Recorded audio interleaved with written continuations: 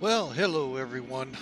Welcome in. After a fun month of viewer appreciation, that being July, we are now into the dog days of August. And for some, getting ready to go back to work and school and all of that good stuff. But anyway, hey folks, welcome in. Flying with Mike is here in X-Plane .06 Beta 2. Right now, I'm not really sure how much I really like it. The clouds look pretty good. I really haven't, well, let's just put it this way. I can't find a place that reports clear and get clear weather. Um, hmm, Kind of interesting. Let me double check, because when I first started this, now granted, we've gone through a little bit of trouble here. Yeah, it's still reporting clear here in Sarasota, and yeah, it's pretty clear sky to me. Yeah, if you're a duck. Anyway, but yeah, we were gonna test out the Flight Factor A320. That little booger is a problem child right now. We actually updated everything today, so it was to the latest update, yet I still can't update radios in it. So if we don't have that ability, I'm not even gonna get her in the air and see what else doesn't work. So we'll do some more testing of it and see if it's savable. Now, I'll give Flight Factor just one small, tiny little bit of wiggle room in that they do claim, and thank you, Bad Attitude, last night for telling me that, um, they really don't support betas when Flight Sim is in, when you run a beta version. So, I'll give you just that little ounce of wiggle there. Not much, but a little. Because we have tested successfully Zebo. The Thronda Caravan flew beautifully 2 flights over in Newark, even though it said clear skies. We flew through a lot of rain. Wow, gotta love that. So I'm not sure if I gotta update something else or what. But it's cloudy here. It's obviously cloudy here in Sarasota, and it's cloudy up here in St. Louis. I work at the airport we're going to, MidAmerica Airport. It's cloudy and chance of meatballs. I mean rain. So let's go ahead. The A320, or I'm sorry, correction, ToLiss A319 untested in 06 Beta 2. We're all the guinea pigs. So climb aboard with me, folks. Grab a seat. Window seats are still open. Insuik, welcome in. Welcome in. And let's see what kind of trouble we can cause here. We're to the point where we've aligned our IRSs and fuel pumps are on. Everything up here's ready to go. We just got to get the McDo fired up. So hang on a second. Let's pop it up here. As normal, you know what? Before I do that, let's get Sim Toolkit up here real quick. Take a look at the flight and go from there. Because, oh yeah, and another thing I was going to test out unrelated to the stream, and it bombed too, and that was the new ACARS system for Mac Air. Yeah, I'm going to have to talk with those guys and say, okay, what am I doing wrong? So it worked a few days ago. Today it doesn't. So, story of my life today, folks. All right, so here it is, Sim Toolkit, folks. Free program if you don't have it. Look for it. Fantastic program. Not affected by X-Plane 12.06 Bravo 2, Beta 2.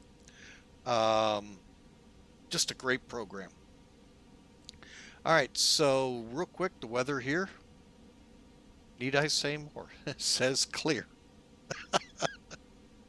I know, get your chuckles in, but to its credit, let's be giving it a little bit, not much, but a little, lightning distant northeast.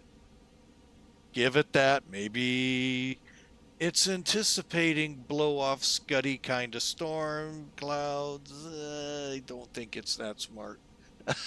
But who knows?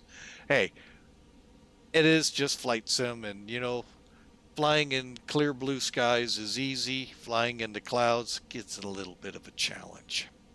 West wind at 8, and again 10 miles and clear.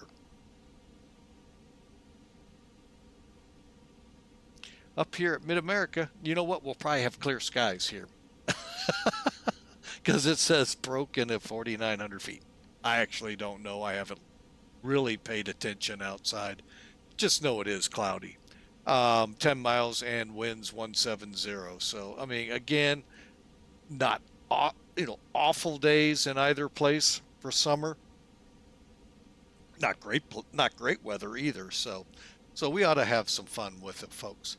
And quickly, the loadout today, they're finalizing the passengers up there and signing their NDAs, 117 in total.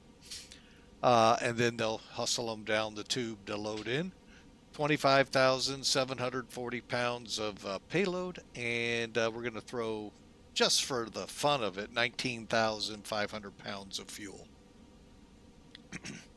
Flight level today will be 380 with a cost index of 30. So it should be a good ride, folks. Wish we could have done it in flight factor, but yeah, it just wasn't meant to be today. Oh yeah, and I do need to file my flight plan because thankfully I did not file one earlier because all the chaos. I don't even know how to cancel them in here.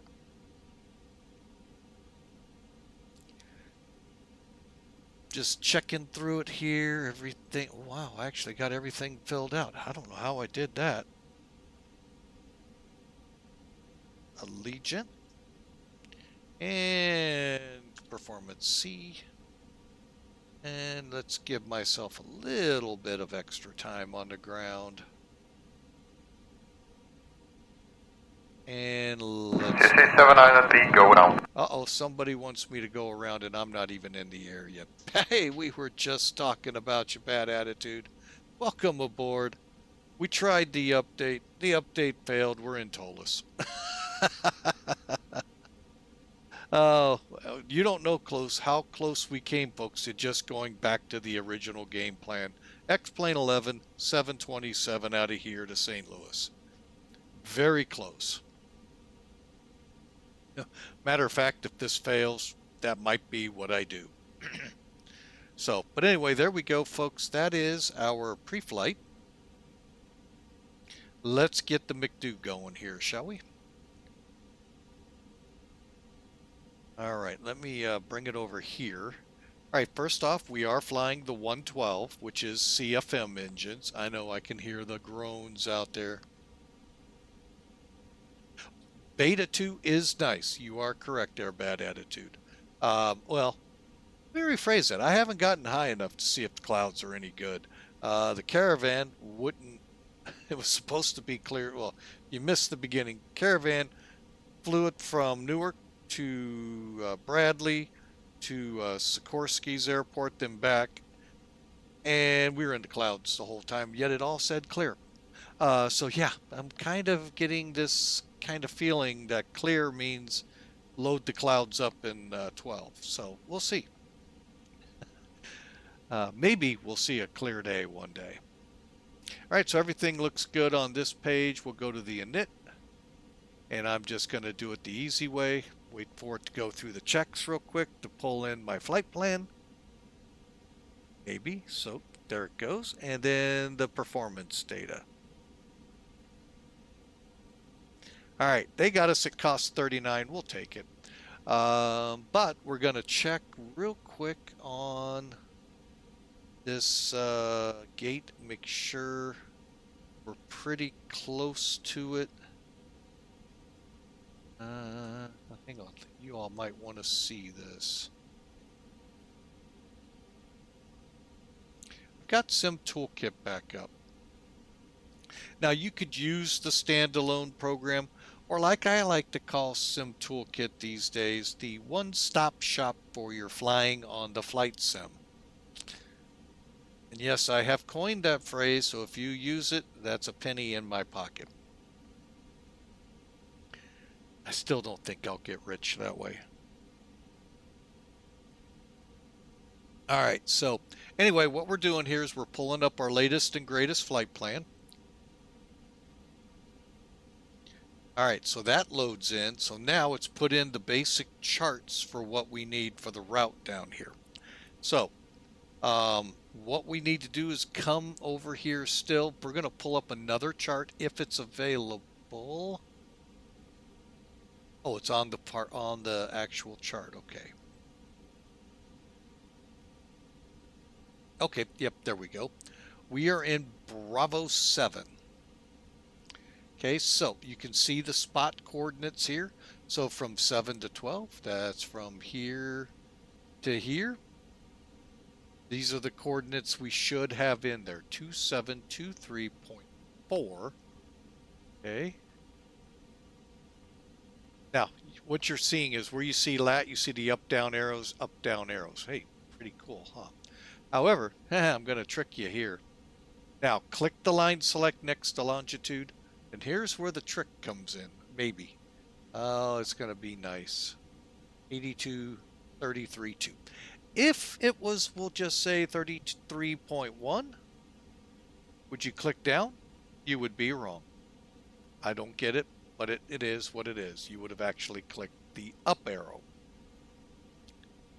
Don't know if it's something to do with west, east. I didn't really pay attention when I flew this bird over in Europe, where it was on the other side of the date line. Correction, Ross line 0. So I don't know if there was any change. All right, so we got that set up. 8233.2, 2723.4. Click Align IRS, and it's going to align real quick. We're going to get GPS primary because it's ready. And we'll just click wind real quick. All of this, folks, you can do real quick. And I'm not sure if this is how the real plane is. Go to data, function twice. There's your flight plan request, takeoff data request, wind data request. We'll do this one again on descent, just before it. Okay? All right, so we'll go back to the init page real quick. Let me get caught up here in my checklist. Next up will be the F plan page, or flight plan. All right, we'll get back to why this is, let me, is it not, there we go. Why I'm on the EFB here in a minute. But for now, actually, you know what, I could have left Sim Toolkit up. Let's go over on Sim Toolkit here. Actually, NavDay, again, you could do this from the desktop program or the website. You can actually get it off the web, so it'd be on a web page. Let's actually go to our departure. And if you'll excuse me 1 second, we are taking off runway 32. So we'll click SRQ, departure, 32 for the runway. Now I'm going to bring NavGraph back in, and this is called Circus 4. Circus, so Circus, there it is. And we are going off on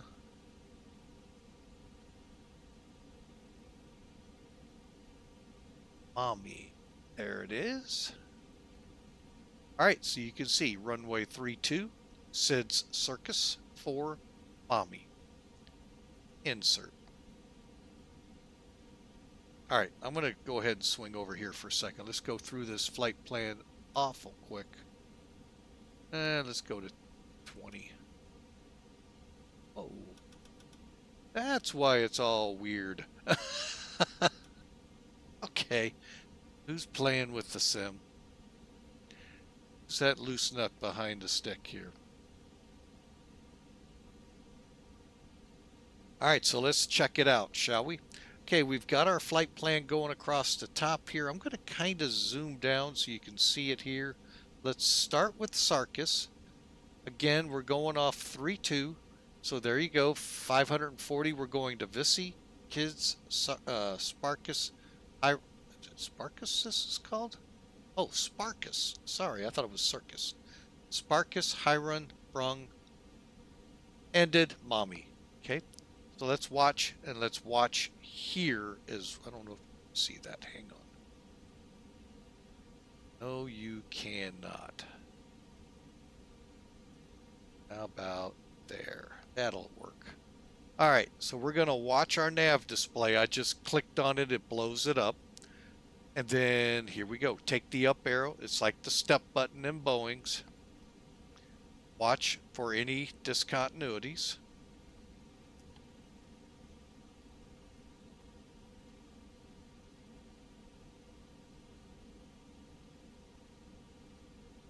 That is still kind of, well, it's working. Okay, jams. Hang on, we're getting ahead of myself here. Blink. All right, so we're up to jams. John, Thrasher, KAILL. And if you haven't figured out Atlanta,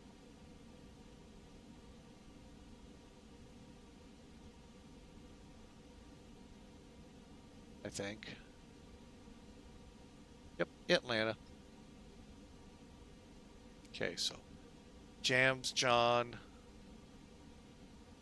Thrasher, KAILL. Okay, everything's looking good. The big thing didn't see something. Hang on. Oh, there it is. Okay, B and A. That you're watching for is anything to skew off in a lot of miles. And that is because you would have typed in, let's just say you were trying to put in Sparkus, SPRK, SPR, what is it? SPRKUS. And you put SPAKUS. Well, that's going to send you possibly 5,000 miles off to that fix, or somewhere in between, or it may not exist, or whatever. But if it does exist and it's that far off, you're also going to notice it down here. Your distance is going to be way out there. 5,000 miles in an Airbus, that's pretty tough to do, guys. I know this little guy here has some pretty long legs, but not 5,000 miles worth. So, but then you could go through here and try and find it. And that's one way, using your nav display. All right, so we're to Belleville. Guess what we're going to do? BLV. Well, we're going to look at Centralia, and we're going to shoot the 1-4 left. Just the real world notice to those of you who want to fly into my airport. Hey, love for you too. The ILS is out for 1-4 left. Okay, the ILS is out for 1-4 left. Oh, and I see we're in ads. We're about to come out of ads. Sorry, folks.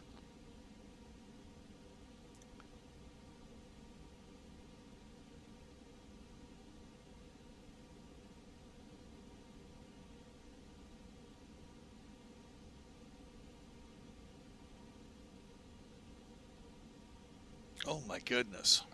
Sorry for that, folks. Well, for those of you that can hear my voice, hey, thank you so much. By being a subscriber, you don't have to endure the 6 ads we just went through. I've got my laptop open so I can see when they're on.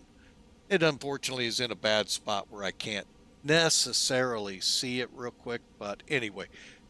What I was saying, folks, just make sure you run with the nav display. That way you can see any spikes in your mileage going off in the, so that when you get to it, you're like, why am I turning to the right when I should be continuing straight? Well, that's why. You put in a fix room. All right, so now we're at the arrival, Belleville. You guys were in the break. Those of you who subscribe get it for channel or commercial free. Thank you again so much for the contribution to the stream. I'll get it out yet, folks. Been up since 4:30 in the morning. Don't want to hear any whining with my cheese, or cheese with my whining, or any of that. It's normal. So it's just a little tired. But anyway, what I was mentioning about MidAmerica Airport, love for you to fly in there, folks. It's a fun airport. It's co-located with Scott Air Force Base, so you military heads out there could enjoy flying into the other side or both sides, whatever. One note that you're not going to see unless you actually, real world pilots included, read the NOTAMs. The ILS is out of service on 14 left, which is, by the way, the runway we're going to. So you have to shoot the RNAV, which means real world IFR pilots, more than likely your minimums are raised. Now there is a way around that. We'll get into that as we get there, but just be aware. In the real world, 14 left ILS is out of service. Will VATSIM controllers take it that far? That I don't know.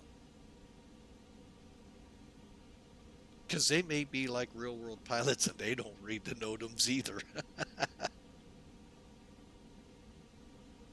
I can hear you guys saying that we're supposed to. You just said the right words, supposed to. Or words, I should say. All right, so we're on the arrival. All right, like I said, we are going to come in 14 left, not the ILS. How about the, let me pull it up, the RNAV. All right, I'm going to do this in a way that really is what I love about charts. Okay, there's a lot of things to love about this program, folks. It is payware, but if you update your FMCs, and now, believe it or not, today, if you didn't know it already, you can update your flight sim to current real-world navigation data. You couldn't do that in the past, folks, without an all-out update from whoever made it. That is flat out awesome. So what we're doing here is not only if you get that to update your FMCs and your sim for a little bit more money a month, you can update your charts. They're not supposed to be used for real world operations, but they're pretty close to the real world stuff, folks. If not dead on, just not allowed to use them there. You got to go get them from the FAA or Judson or whoever. But they are, wow, it's amazing today what's available than what was easily or not easily found 25 years ago when I started. Flight simming. Flight sim wasn't even, oh yeah, no, it wasn't even around when I actually flew. So anyway, so here's our star. This is what it looks like. Okay. So how do we get from toy to BLV? Well, let's see what we have available. First off, we're set up for 14 left, so that'll be what's at the top. All right. So if we zoom in here, red is the ILS, green is the RNAV, and that is what, now the localizer is available on the ILS, the glide path out of service. So I guess I should rephrase, the localizer is in service, the glide slope isn't. But come off toy, head over here to the final approach and we'll come in. So we'll do the RNAV. RNAV. Okay, now we're going to put the SID in, which is ENL2 coming off of Centralia. And we're going to go via Troy, VOR. So, how this reads, read it backwards and it makes sense. You're going to come up to Centralia, ENL VOR, enter the Centralia to arrival, follow it to Troy. And then off Troy, you're going to head over and then begin following the RNAV 414 left. I think in Airbus, they make it a little easier to figure out what you're doing with approaches and departures. I could be wrong, but just in my feeble mind, my little private pilot, old school. I mean, if I was to start flying again today, I'd have to go to ground school. You guys changed everything. And I don't even think flight sims caught up. So there we go. We're all the way in. And finally, there's our final routing. And we're just making sure everything loaded right. And we go out to jrub.my and hold for our that. And then our alternate today is out to Indy. Can actually plan that too here. All right, so pretty awesome the level of detail going into these pieces of equipment. You guys are getting it pretty much as real as it, the old slogan of as real as it can get, it's really coming front and center, folks. Add. I haven't even dabbled with ForeFlight, which is a big, I guess you'd call it an EFB. Someone out there might be real world, could correct me, but it's not an EFB like, you see them in our simulated planes on the wall next to each of the pilots, and in Felis next to the flight engineer too. It's like a tablet or something you'd have that you could go through. Well, it's on your tablet's browser.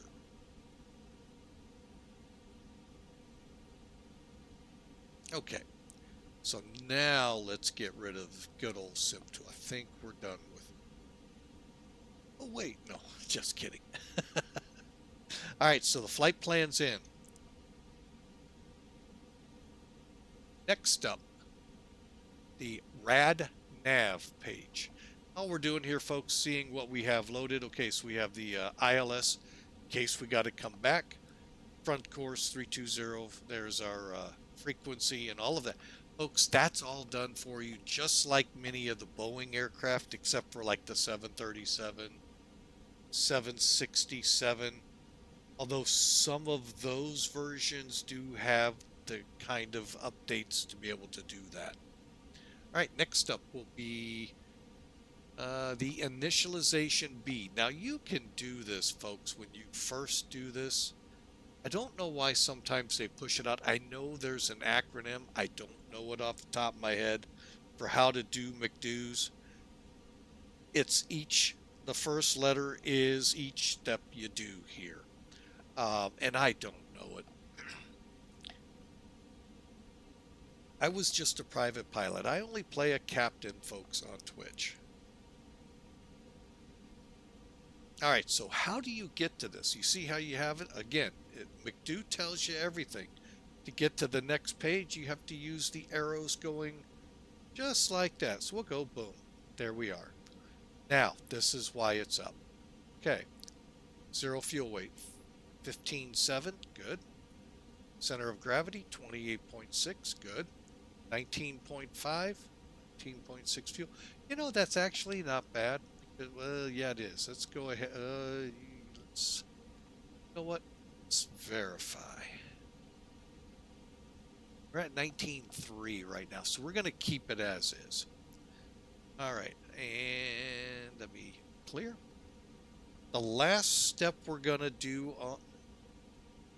I kind of miss the days where you had to click like right here on FMCs or McDo's to let it allow you to type here instead of it automatically. I get you guys that like the laziness of it, that I just want to type. But anyway, that's just me. All right, last thing is perf. Now we got a couple things we can do. We can hit the uplink, Or we can do a quick run here as soon as my mouse finds it. There it is. Maybe. That car? There we go. All right, so and that right now is being a huge problem. I've seen it now across a couple of aircraft, now the A320, now ToLiss, where that click spot isn't lining up maybe right.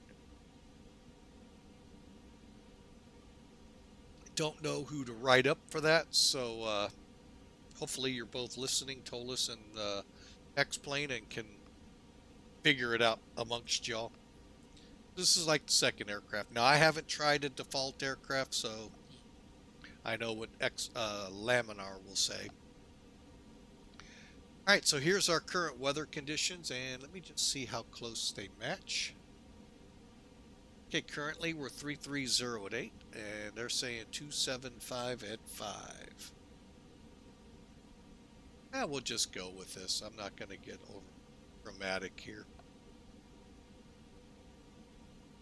300 with 3002 again. We're not. Yeah, are we dry? No doubles. Stand by, folks. If you use SimBrief, here, let me show. You know, I said I wasn't going to bring it back up. I'm going to. There's Sim Toolkit again. All right. Real quick though. Let me get rid of this, bring in SimBrief. And folks, you can put this here. Use this little cog right here. You can load your nav graph here. SkyVector comes with it. All you have to do is make a check mark in the system. SimBrief, I've added the DATIS page. To me, it's in the US when you fly US. It's dynamite to use because you could leave the West Coast, pick an airport, head to an East Coast airport that's a major one, say Baltimore, and you can pull up the ATIS in Las Vegas and see what you get an idea of what's going on in Baltimore, so you can be prepared in your FMC McDo or with your radios, you know, however you're going to fly the approach. Really a good website. Unfortunately, I don't think Sarasota and I know my airport are not on that. But why am I here? Well, let's hit view. Folks, this too is free. Okay, great flight planning program. Outstanding. They have a ton of aircraft. I'm not sure of the GA side for those GA heads out there. But I do know the Caravan's in there. So as long as I think it's a used an airline operation somehow, they probably have it. But anyway, so you see me, here's my flight plan. Kind of come down here a little bit. You can see all the stuff you can do. You can download your flight plan from it, pre-file on a network, and you can pull up your weather, your departure, arrival, and alternate airports. Show details. And if VATSIM were up and had a ATIS in effect here, it would show here. It does not show unless it's a DATIS, or I'll bet it's because it's not DATIS. But in here, if you know what you're looking for, you can tell if you got a wet runway or not. And I can tell you right now, you do not. That'll be for another flight, because I really want to get going. All right, so SimBrief away. Sim Toolkit. Be gone. All right, so we've got all of this in. Now we can do this real quick before we do this. Okay, go flex just to see. We have a 9,500 foot runway and it's 31 degrees outside Celsius. Ooh. Let's see what it yields. Air conditioning off. I run with it on. I keep my passengers comfortable. And looks like we got a pretty good margin here. We'll hit V1 here, stop here. 800 feet left. That looks good. So it's flap 1, 68 degrees flex, between 108 and 138. 138. Now, I've been asking, and somebody finally said, "Ew, flying with Mike, pull your head out of your," and it's right here. If for some reason, like my airport, maybe we will get lucky out of it in a couple of days. Going on 32 right, the taxiway from Kilo 5 to the end of the runway is closed. So you could take off at Kilo 5. Likewise, conversely, GA heads, you can take off at Gulf intersection as well on 14 left. It's a shortened amount of runway. Just need to know what it is. You could stick that in there and it'll tell you. And you can do it in the McDo on this takeoff shift. What I don't get with this is one person said it's what you lost. One said how much you have. So I don't know which one's right. So, big difference. All right, so computing looks good. We'll take off, so 138, 138, 141, up 0.4. Green dot, which is flaps up 207. Looks good. Now, let's switch it. Let's go toga. You know, what the heck? Okay, so if V1 will be met here, and we'll be stopped here with 2,800 feet of run. Now, the difference between the two, what you're doing when you're flexing the engine's takeoff and climb performance, meaning instead of going toga, which is full power, you're backing off a little bit of a few percentage points on that takeoff power to save wear and tear on that massively expensive engine sitting out on the wings. Anytime you can save between your overhauls is greatly appreciated at the bottom line of any airline, let alone Allegiant. So anyway, that's what we're going to do. I'm going to go ahead and flex this one just for fun, see if we are going to actually eat up this much, how much we actually eat up. All right, so let's come over here. Update. All right, we need our wins. 275 at 5. 7, 5 at 5. Got a temperature. Oh, I don't know this. I don't think it'll let me do it, but let's try.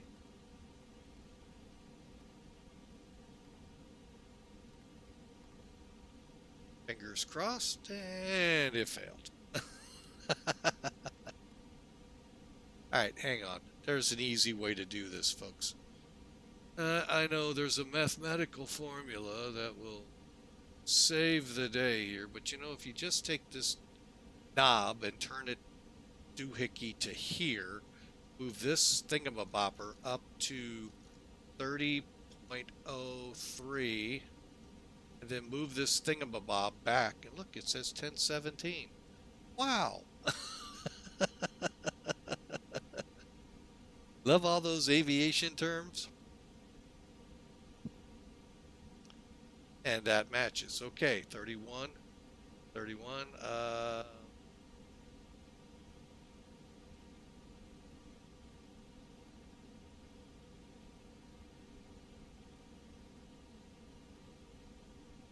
Did I do?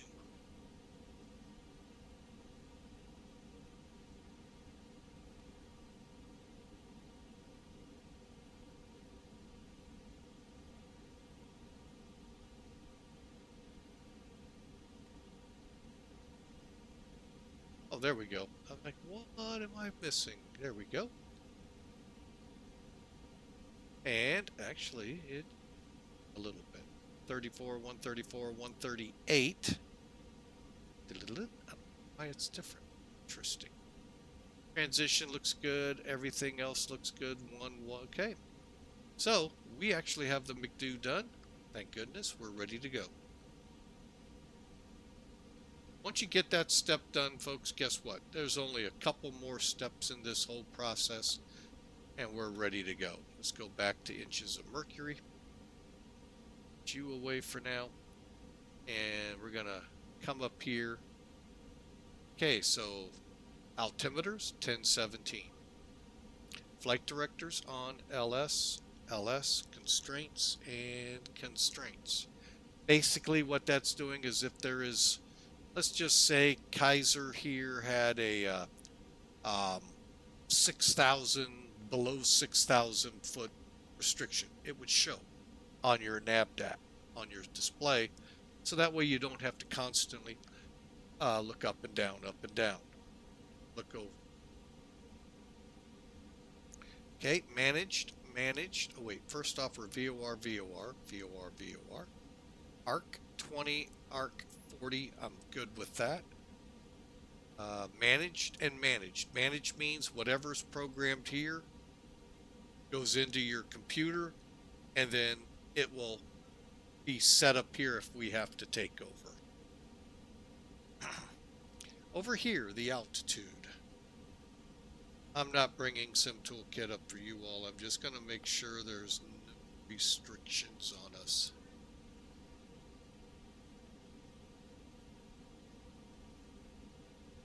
I don't see any initial climbs.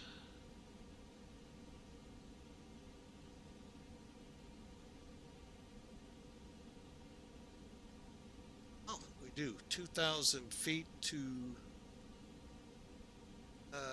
maintain 2,000. Expect clearance filed at 10 minutes after departure to KISS. I thought that was... No, whatever I said, it's not. It's KISS. And so we give vectors to there, or wherever the controller would tell you to. So we can go all the way up, 38,000. Okay, and now we're managed on that. Then everything looks the same over here. Last but not least, the anti-skid switch is on, along with nose wheel steering. Coming down here, spoilers are down, flaps are up.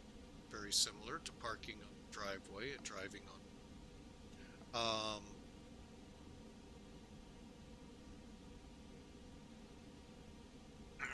And finally, transponder. I did file. Let's find out. Allegiant 3010.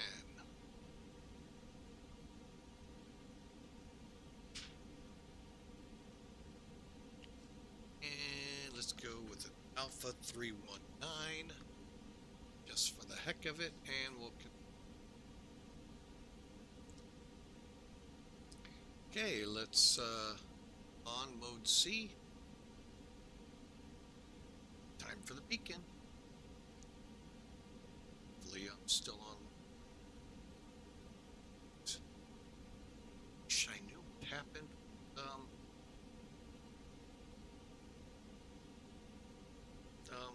What is this thing called? Smart Cars. Smart Cars 3 testing. Oh, I'm not ready. Just checked. VATSIM 117,000 start. Now we're ready to go.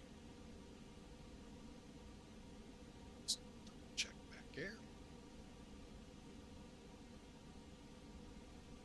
I did this once thinking I was all set, ready to go, folks. Guess what happened? Not exactly what's going on right now. I am. I'll be right back, folks.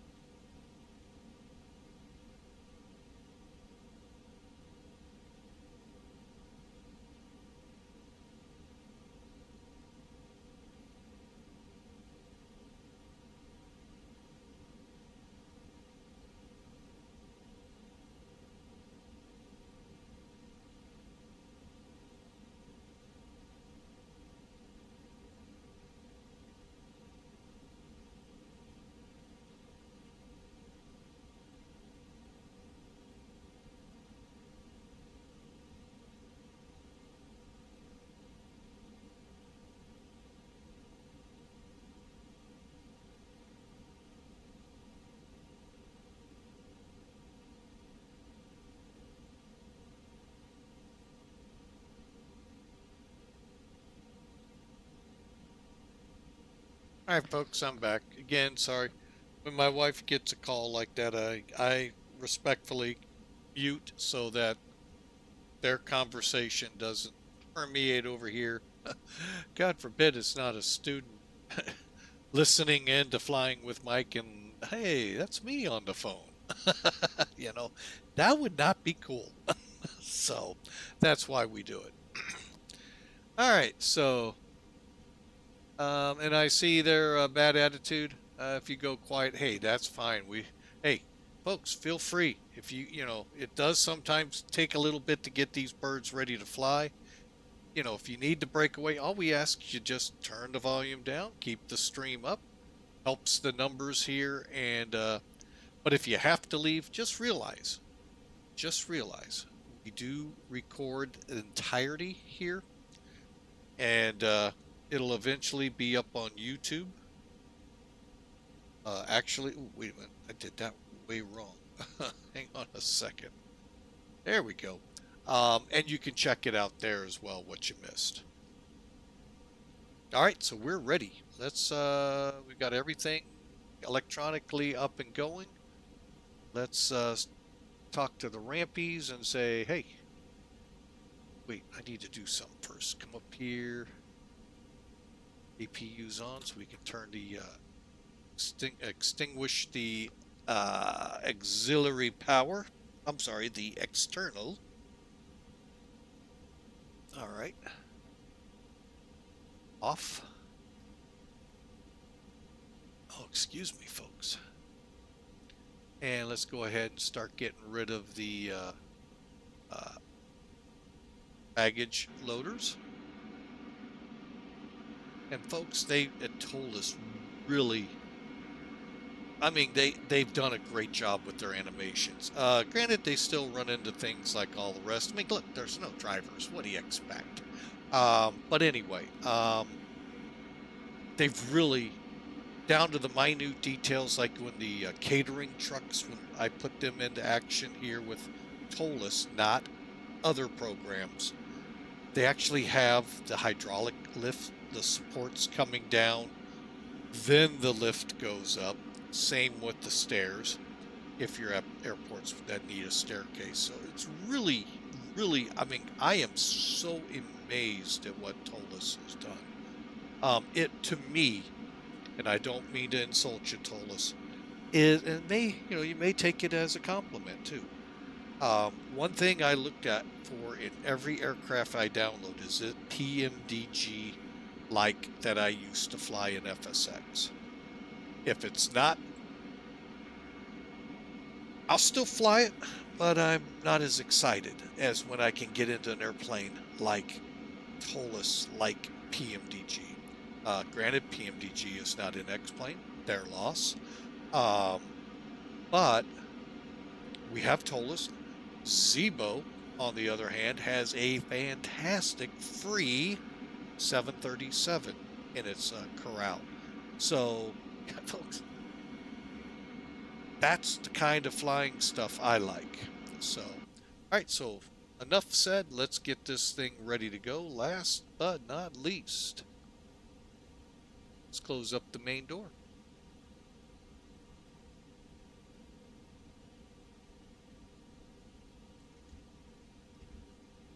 Okay, and you can see we're clean here.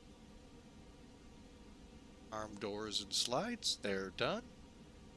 Jetway's pulling away. All right, last but not least, we got to pull some chocks, but let's get better pushback on its way. Ground to cockpit. Please show me where you want to go.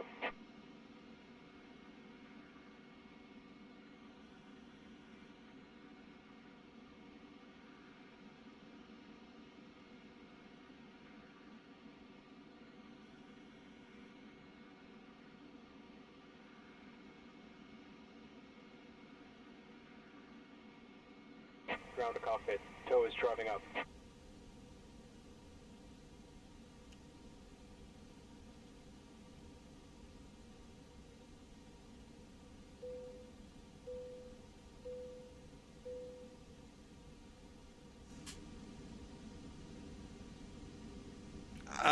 this is actually probably the best look I've had at the clouds from the ground up.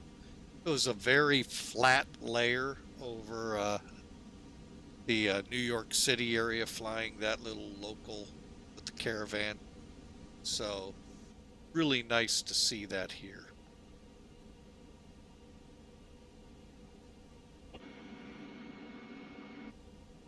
Okay, let's go ahead and pull the chocks. Okay, all doors and hatches are closed. Ready to connect. All right, if you don't do that, folks, it will not push back. And again, I know I mistitled this in the beginning. Hurrying just to change out airplanes. I missed the title information, folks. We are not in an A320. We are in ToLiss A319, if you haven't figured that out already. Yes, Allegiance Make-A-Wish plane. We haven't even begun to talk about that. Is an A320. It's one of the 2 aircraft I think they have painted in the A320s. Most of their connected and bypass pin inserted. Release parking brake. Most of their special paints are on the 319s. As a lot of airlines I've seen, but they did do a Dolphin, and they did my favorite organization out there, second only by just a hair's length, St. Jude. So just outstanding people at Make-A-Wish, and yeah, we're trying to figure out how to work something up here. I don't know yet how or what will be involved, but Make-A-Wish is, and then for Allegiant to turn around and put these, now granted, 218, if you see a 2 in the numbers there, folks, first number is 320, 319. I'll give you a hint, 319. Don't go by some people's spotters that say, there's one door over the wing for the 319 and the 321. 321 may be true, not 319s. Allegiant and several others do put 2 doors over them. So don't use that to think, oh, I have an A320. Cool. I have 180 people on board. They have an A319. They can sometimes be tough to tell. All right, let's push this thing back. After I check for ATC. And is there anyone blocking our way? That would be very rude. Oh, we do have someone here.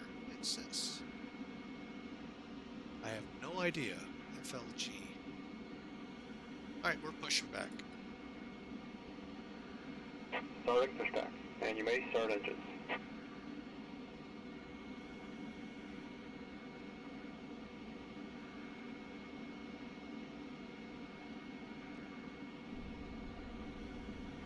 Sarasota traffic, Allegiant 3010, pushing back, stand 7. We'll face east.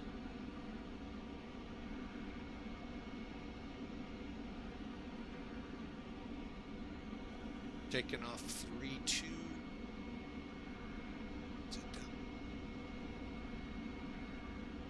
Let's get that real quick. 2, I think, is, oh, we got a long, oh no, it is the one behind us, okay. That could have turned us the other way. Dang it.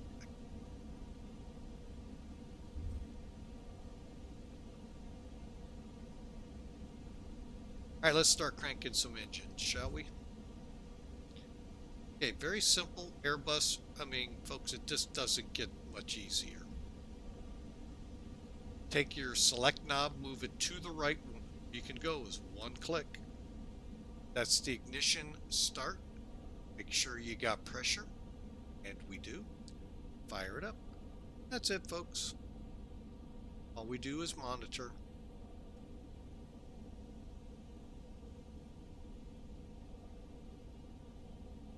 Operation complete. Set parking brake. Brake set.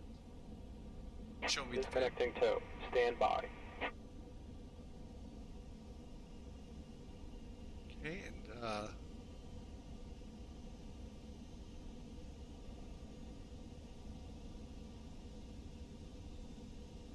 I didn't pay enough attention. There is a question to Airbus heads out there that I have. We'll see if it does it on number. Gotta start here. Looks like. And it's available. Go ahead and let them disconnect. While they're doing that, let's get number.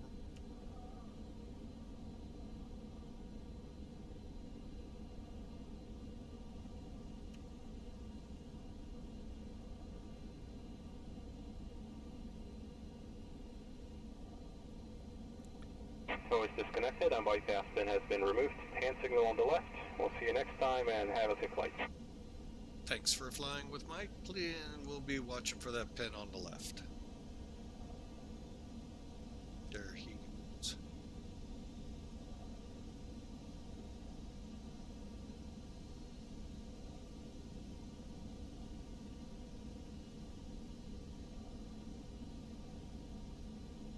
Alright, got the pins. Thumbs up.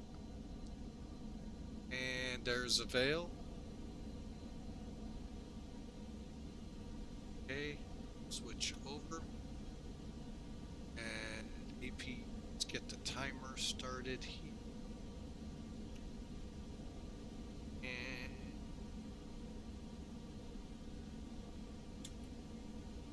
ground spoilers and flaps. Flaps. Pitch trim. Alright. Again, another thing I like about these Airbuses. Okay. Get it on ground. Go. Okay. Pitch trim in a Boeing, we all know you got that nice little gauge there on the side of the aircraft. Okay. Here, it's right digitally telling you. So, you need 0.4.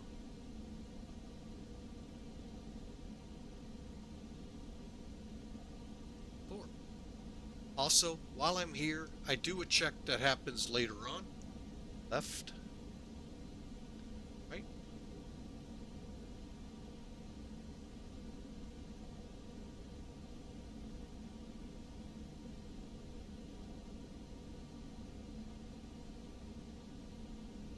The reason I check the rudder, if I had to find one of my two little things I wish ToLiss would have looked at, because they've looked at everything, folks. And it's disengaging the rudder over on the tiller. Flight factor, you can do it. But then flight factor, you can't set radios. Yeah, take it for what it's worth. Yeah, I would love to be able to push the button and do it. And release. Okay. And engine, wing, anti-ice not needed. Okay, let's go up here, kill the APU. And we got the slides armed, nose wheel, nose light, elapsed time, brakes, flight, and flight management. We're ready to taxi. And I see FLG is moving. Moved. Did something.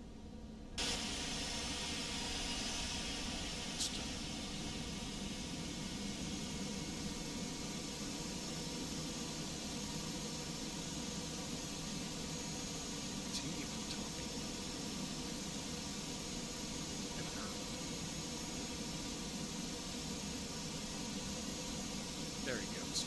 Alright, and while we're sitting here waiting a few more seconds, we'll get the auto brake set. X. Cabin will get in a second. Spoilers we did not arm. Arming them is super easy. Oh. And they're armed. Flaps are set, and what we need to do is alert the cabin. Very simple, folks. Just That there did it. I just happened to hear 4 chimes all the time when I was on the Allegiant flight I did over the fall last year. Here we go.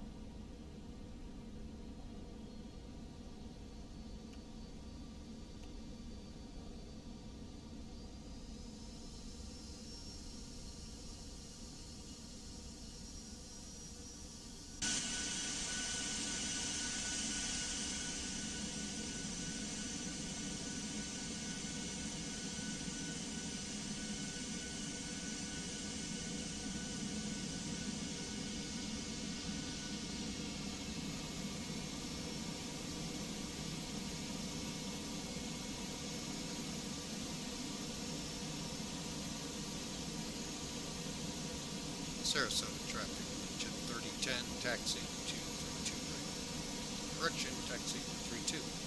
Here.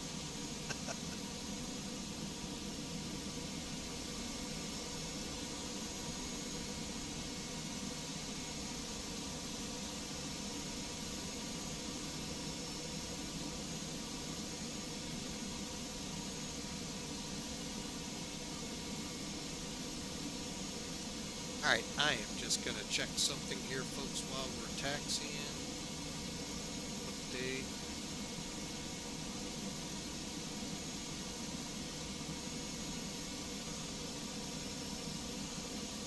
The same airplane I am. Nice. Love it.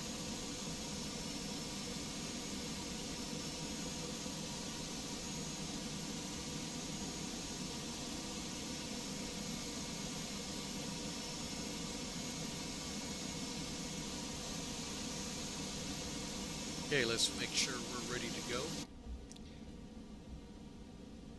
Alright, to get that test completed.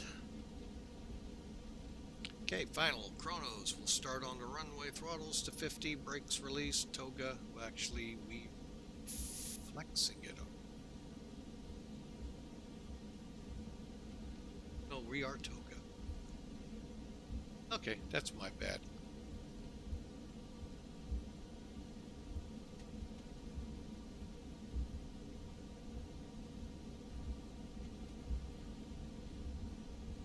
Taxiing.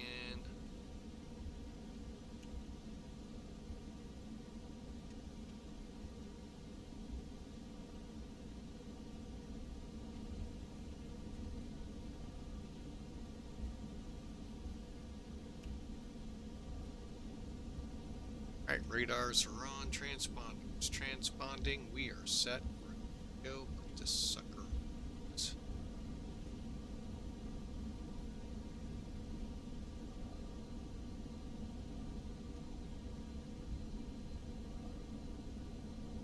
Go out and watch his takeoff.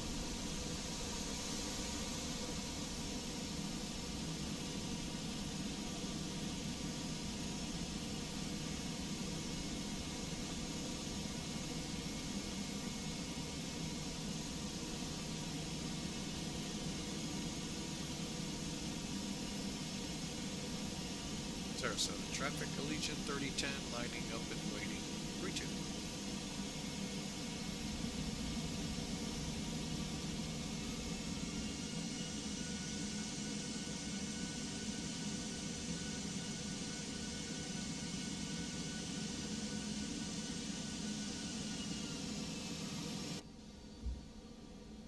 Nice takeoff. Nice job indeed.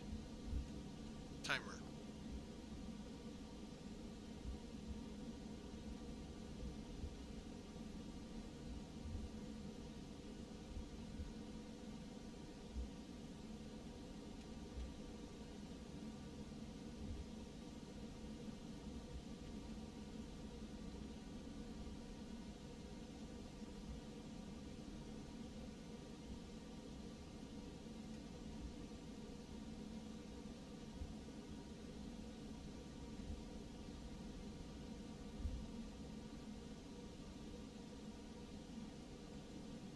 Okay,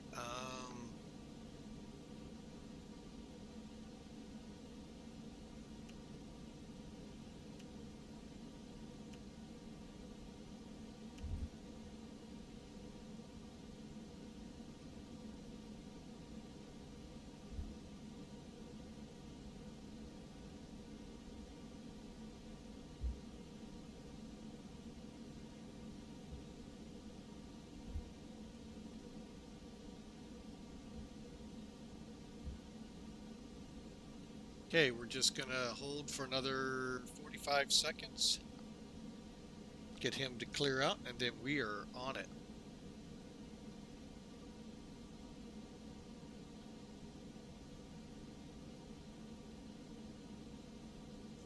All right, so basically, again, folks, let's take a look at the numbers.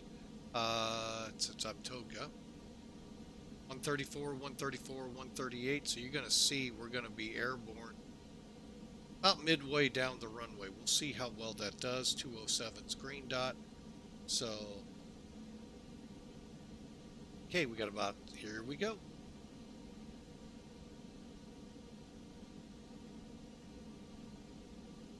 Sarasota traffic, Legion 3010 departing B2.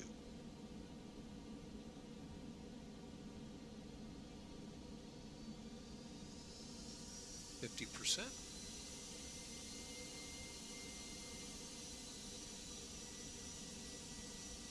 The lights on.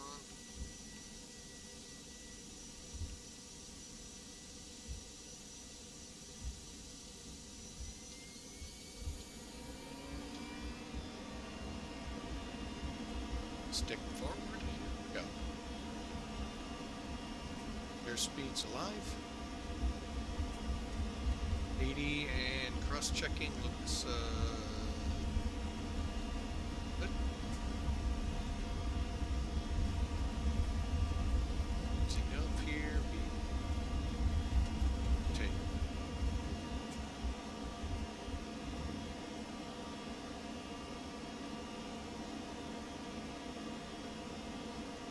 Put the gear.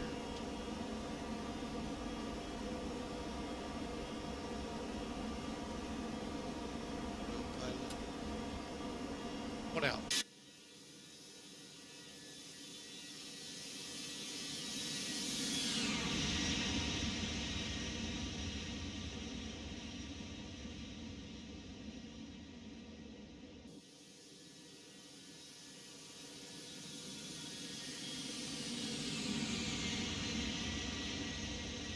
Time, folks.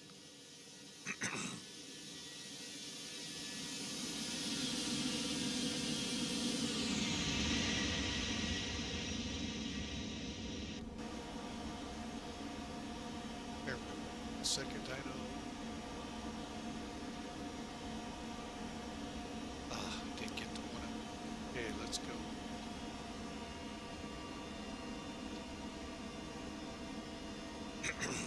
Spoilers down. Okay, so they're no longer armed. And finally, dividers, I think. That's all we gotta do. Yep, we're good. 10,000 feet will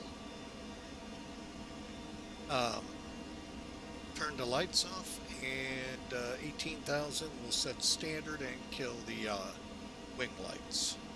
Let's look outside.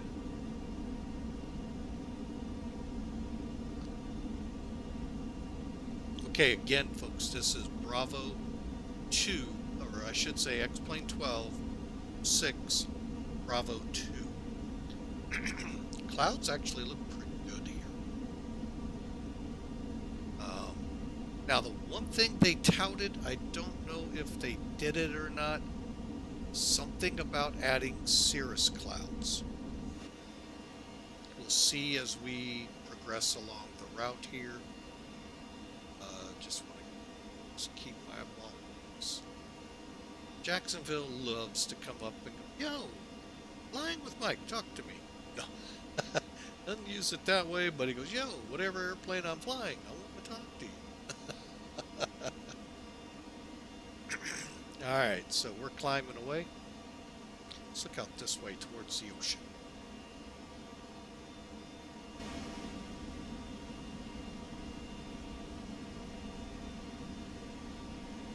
Looks like some thunderstorms out there, folks. A little better looking. The other thing they tout, those of you with X-Plane know what I'm talking about, the pyramids. Now, I've seen them right way, and I've seen them inverted now. They say they got a handle. This was back in late May, early June when I read that, so hopefully that stayed on track. So far, so good. This looks really good. Those clouds in the background there look good.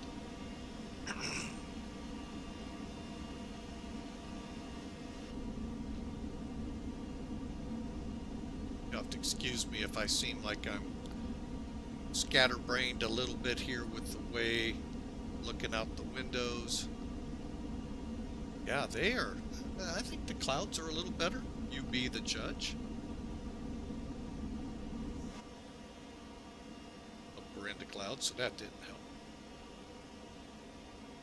10,000 feet. Now the lights go off. The night that the lights went off in Georgia. Sorry, we're not even in Georgia yet. Sorry.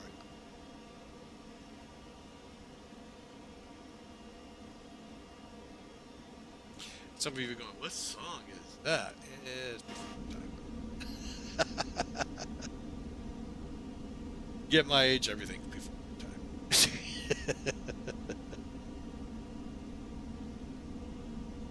Alright, so there you go, folks. There is a hour and 15 minutes it took to get going, and all we had to do was McDo. Granted, I went into a lot of discussion, but you know, we're into it. We got a 2-hour flight ahead, unlike the castaways of Gilligan Island, who had a 3-hour tour. And I hit the road. Is it? There it is.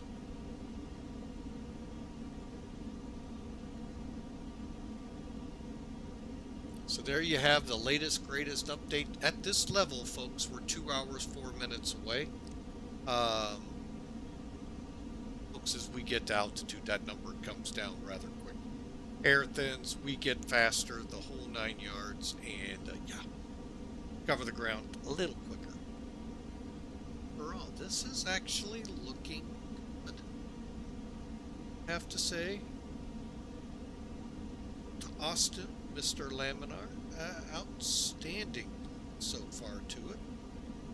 Other than those little hiccups with airplanes that could be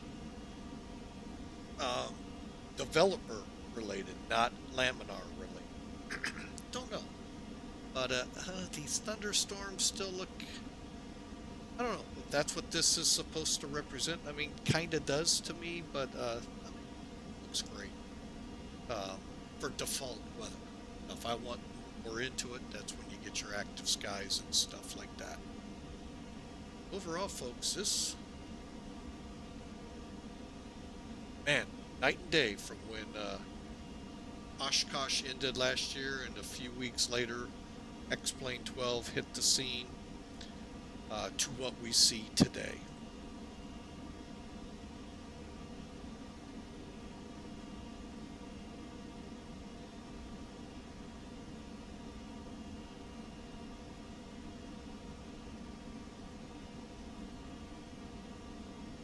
Yeah, it looks actually pretty good. I mean, let's be real, folks. Sometimes people need to dial back their expectations. You got to realize, folks, this is default. It's created for everyone. For that guy like me many years ago, and you that had that low-end computer wishing that we could do half the sliders moved up all the way, to today when we can afford that computer, that we can slide them all the way. And to those guys that can slide them all the way, great job. Looks great. All right, so the big question on people's minds, and this guy, the loose nut behind the wheel, what's frame rates looking like? That's not bad. That's actually about what I got in the release candidate that I had in 05. So that's not bad. Now, granted, let me kind of preface this. There are 2 versions of this airplane, if memory serves. I don't want to do it that way. Hang on.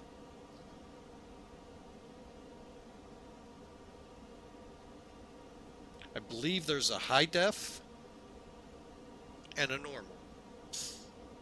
I'm on the normal. So that could be part of this, what's making it nice. Just like Zebo has the normal and then a 4K, I think it's normal and high def for ToLiss.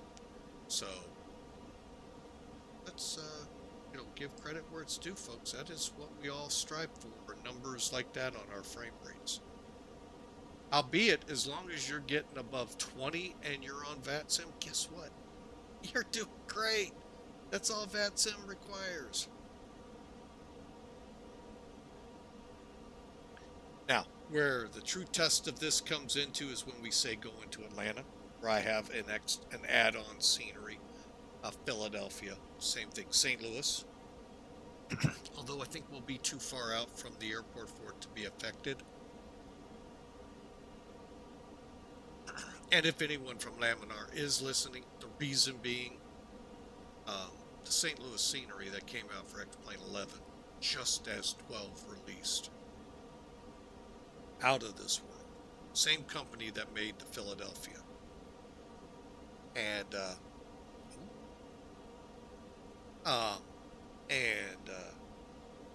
I gotta look to see if they have it for X-Plane. Because I missed one little piece, and I'm sure there's a couple others they could point out to me, but one little piece in there I'm missing. And I kind of like that little piece. It just gave it that, yep, that's St. Louis. Aside from the historical domes. Hang on a second.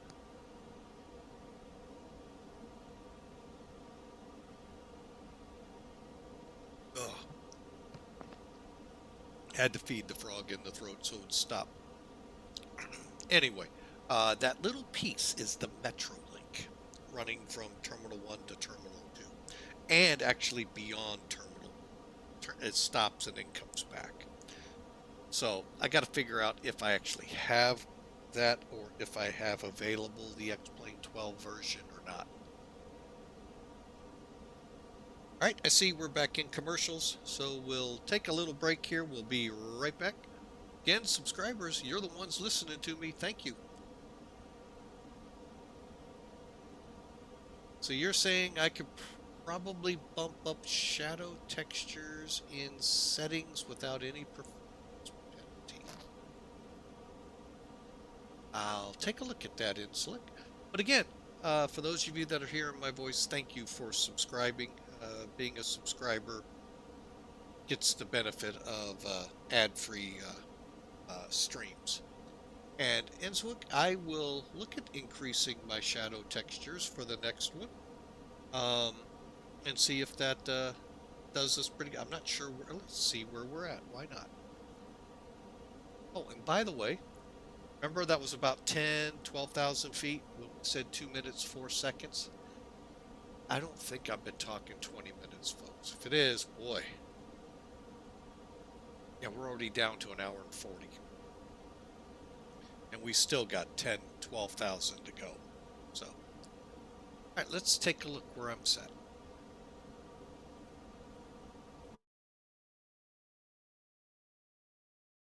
Set shadow textures. So shadow. So bring this one would come up.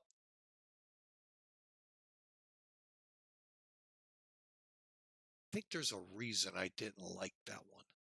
It had nothing to do with performance. I'm going to leave it for now. Get on the ground and play with it.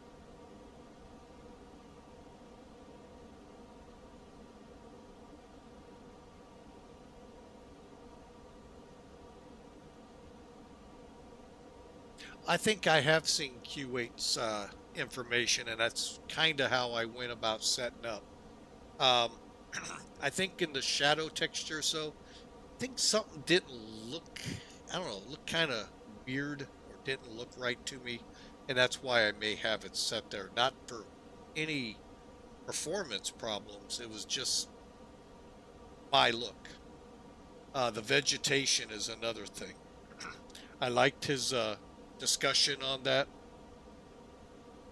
That's one of those things that I'm not a big fan of in here is how the vegetation displays. I love what the vegetation does. Folks, it blows in the wind if you didn't know.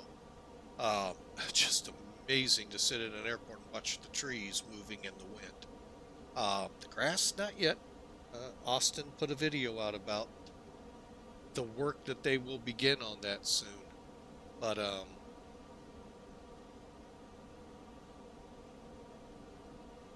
don't have to increase everything to 8192 as he says, but yeah.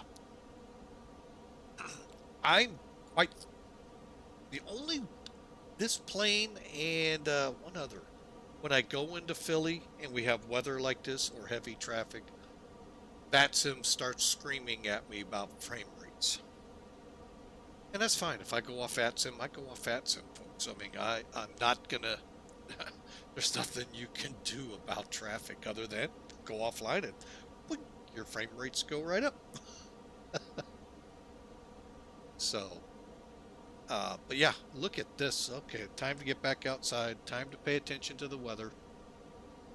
That is looking really good. You know, one thing that would be fun to do if it's ever going to be possible is to say, this is the actual flight that flew yesterday from Sarasota to MidAmerica. Actually, I'm pretty close to the times. To sit back in the back and figure out how to fly it with the keyboard, which that'll be a nightmare, but fly it with the plane and then look out the window.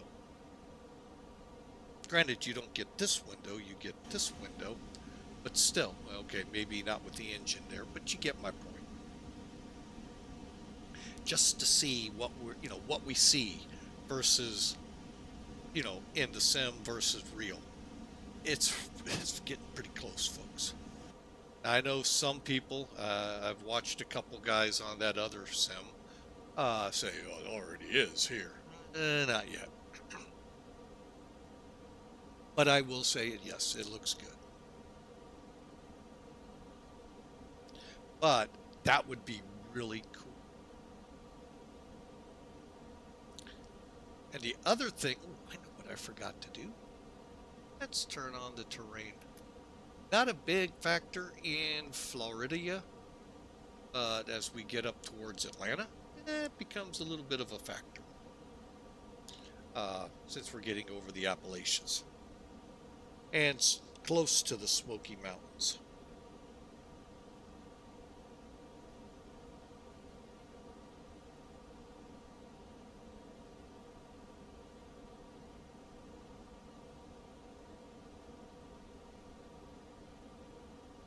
All right, folks, so we are on our way. Let me just check up here. I didn't turn them off. It did not. Get them out of the way. In the daytime, it's not a real big bothersome to passengers, but you know what? At night, can be. They're important, don't get me wrong, when you're icing. But beyond that, they're just more of a identification and help you in your pre-flighting. All right, let's see here. Out of the plane.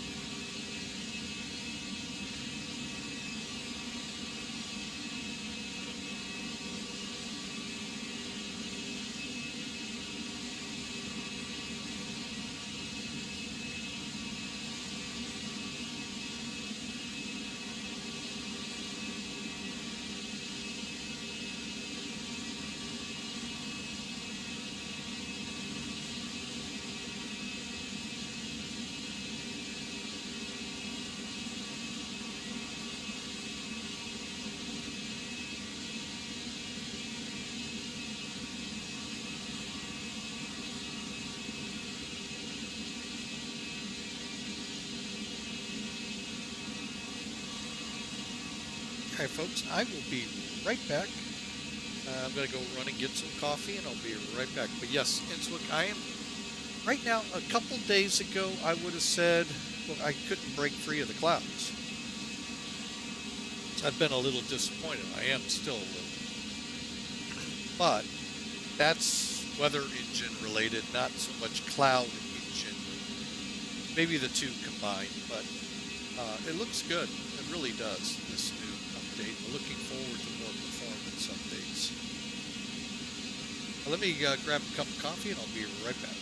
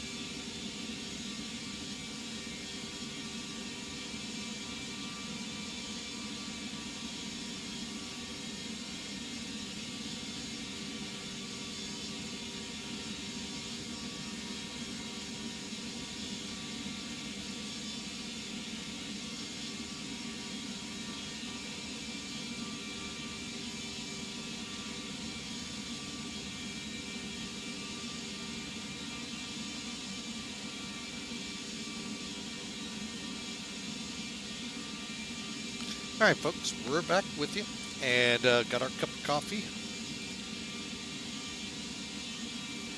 All right, not the one thing I was kind of looking forward to seeing, cirrus clouds.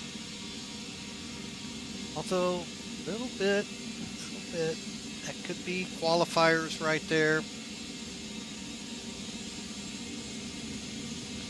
I don't know. Maybe a little like right there.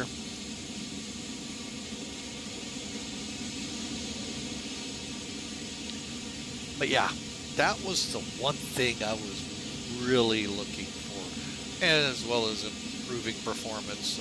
Hopefully, between the two, flight factor and laminar, they figure out those radios. I've got to, I guess, set a video up for them so they can kind of see what I'm talking about. I can't find a click spot for the here, I'll show you what I mean.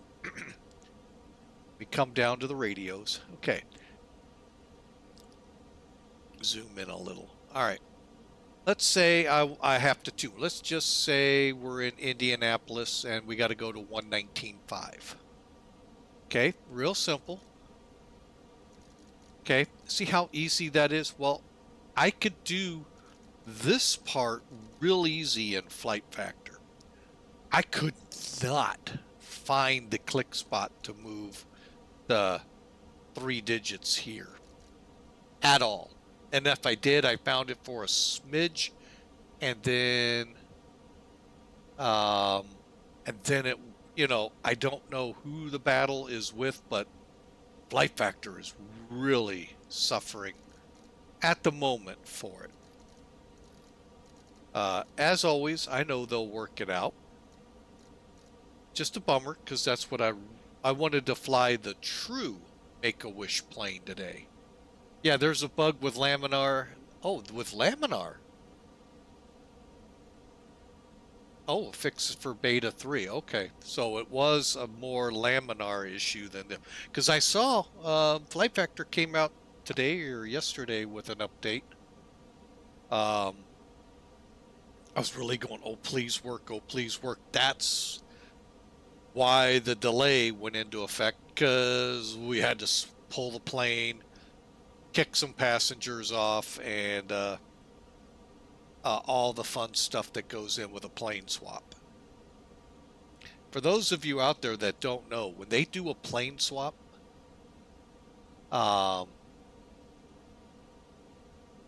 realize you might have been booked on, say, a 737-800. Let's just say that's what you got booked on. 180 seats.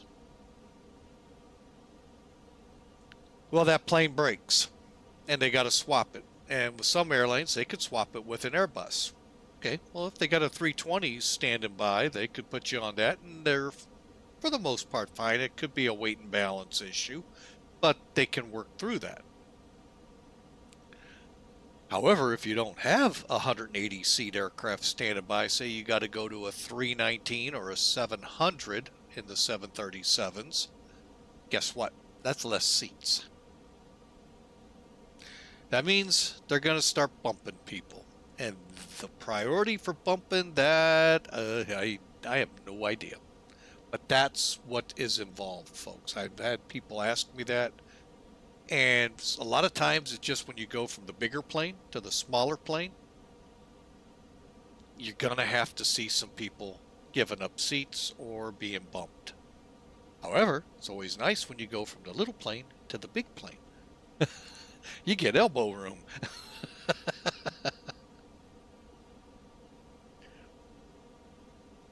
So, anyway, there are other factors that go into the bumping thing. Talk to your airline. Don't talk to me. But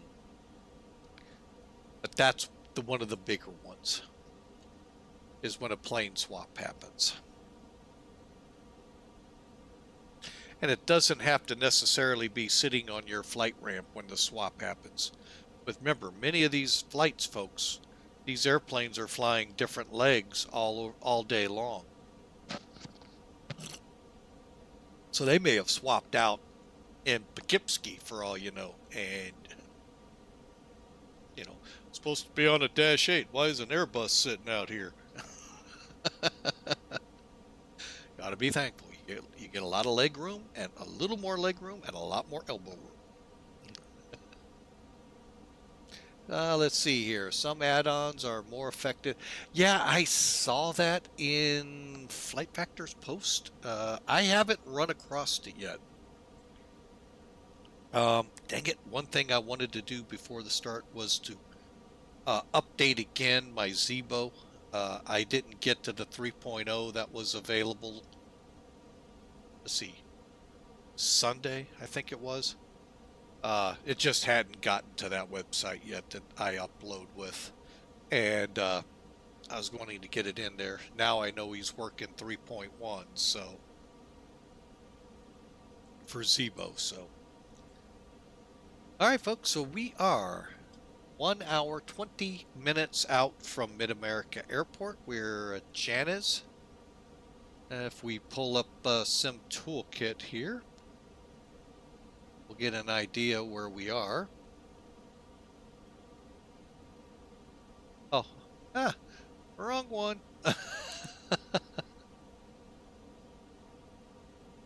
There we go. All right, we're still on the airport diagram. Boink. Alright, so you can see we're just about to leave Florida, go into the state where the lights went out, called Georgia, and then on up over at Hotlanta, and then over the guitar called Nashville, Tennessee, where after that we'll start our descent for Centralia and our arrival into MidAmerica Airport.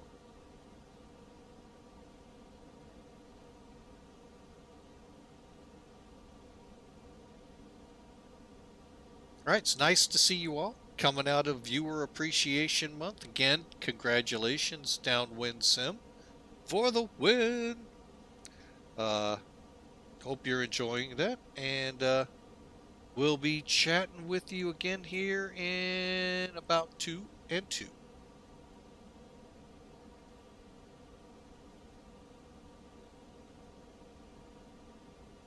And subscribers, again, thank you. Thank you for coming alongside, helping us out. That is how we got the ToLiss aircraft, by the way, folks.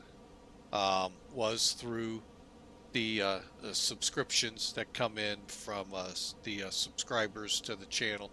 We also were able to bring Fearless into the hangar, and places like Atlanta, Philly as well. So we're looking for others. I just haven't found that airport that I really like. With XP12, folks, you can't really go wrong with the scenery. Most of it looks, I mean, Atlanta looked great, other than the neat things you can do inside the terminal. But wait, we're not here to walk the terminal. We're here to get on the plane. So, you know, weigh that one. But I just wanted to say during this commercial break, again, thank you, and we really appreciate it.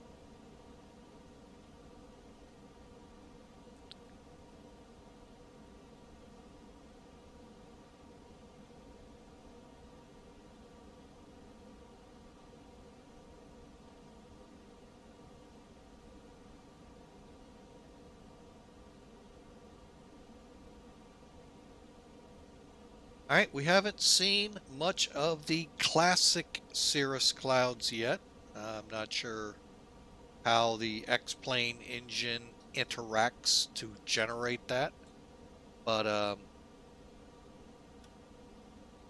and start widening out a little, see if we can't pick up any precip. Does not look like any.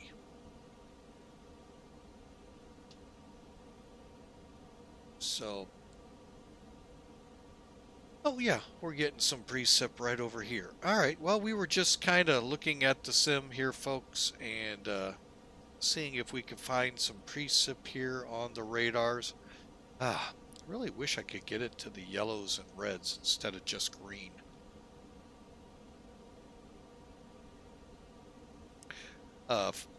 Radars went away from that long ago for a very simple reason.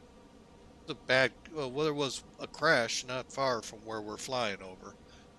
The radars were green back in that day, and the pilots just had a hard time discerning the heavy from the light and all that, because it's all kind of one color, where you get the yellow, orange, red variations to help you out. And they figured out the eye picks that up better. It was really a neat Mayday show to watch. So I highly recommend that, though, by the way. If you're into aviation and how these aircraft have become so safe, watch those shows. You see what aviation grew out of.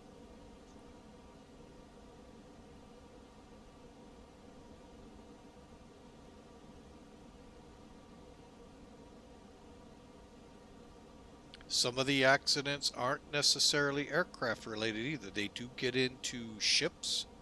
I think they did a railroad one as well. So they're not exclusively aircraft, but it's mostly what the NTSB goes out on. Folks, they go out on a lot of things. But I enjoy the learning they get from the big accidents with the airliners.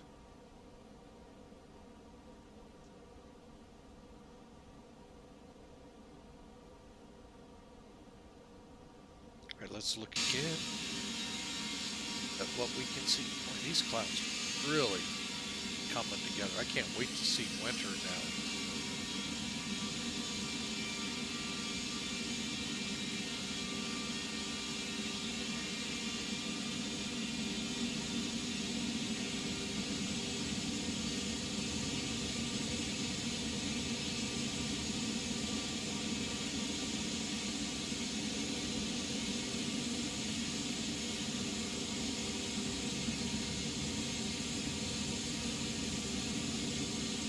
Oh, yeah, I bet that looks great on here, the full moon. Yeah.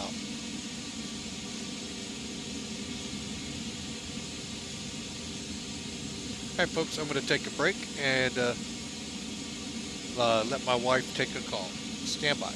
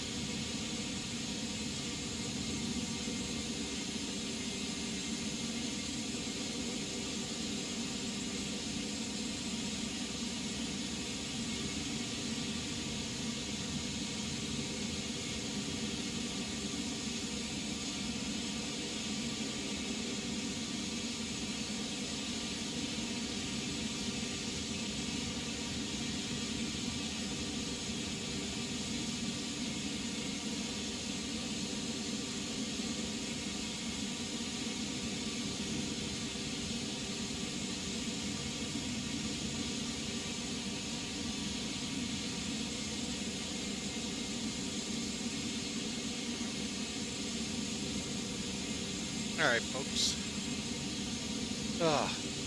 Won't lie to you. Caught a little couple of Z's there while I was muted. Ooh, 4:30. Didn't help that it was a phone call that woke me up, but oh well.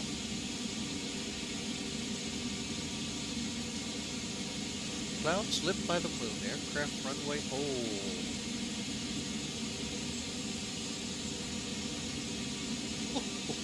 Oh, I've got to read what's out. I know there's stuff out about what's coming in X-Plane in my email. Hopefully I didn't get rid of it yet.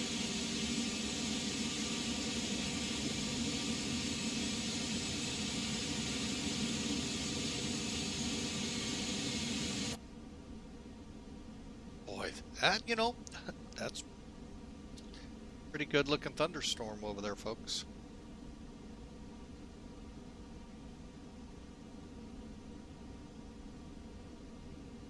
See what's on the other side.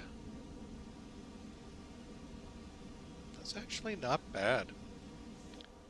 Now, you know what I could do? Let's compare it. Compare and contrast. What do I want to use?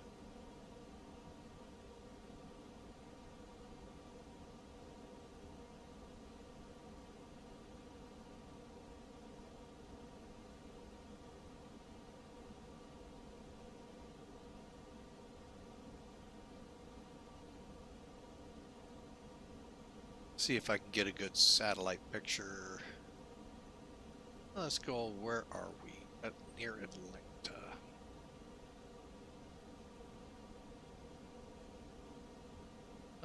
Satellites.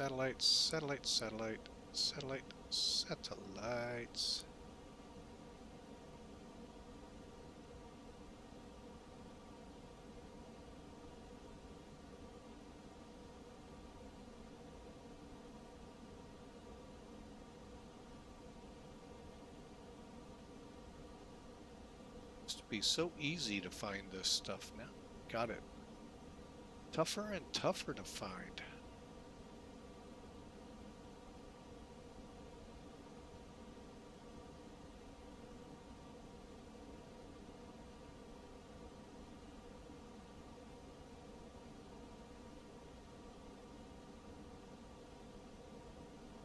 All right, radars, no, no. There we go, satellite.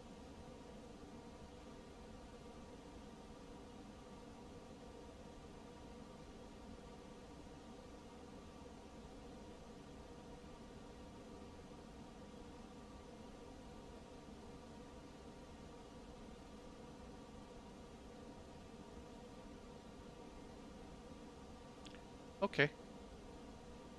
I don't think. No, I don't think we're gonna break.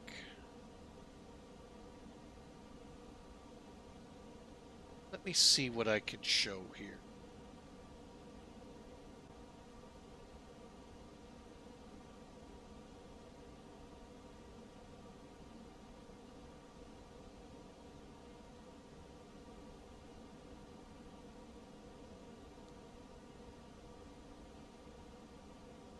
All right, let me try something here, folks.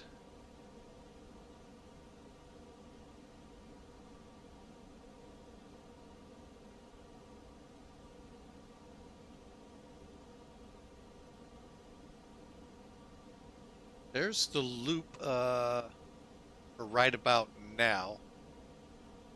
You can see we should have actually seen some pretty good clearing here and some fair weather cumulus. This is, so, you know, we'll see how it turns out, but I got a feeling not too bad, folks. I mean, comparatively.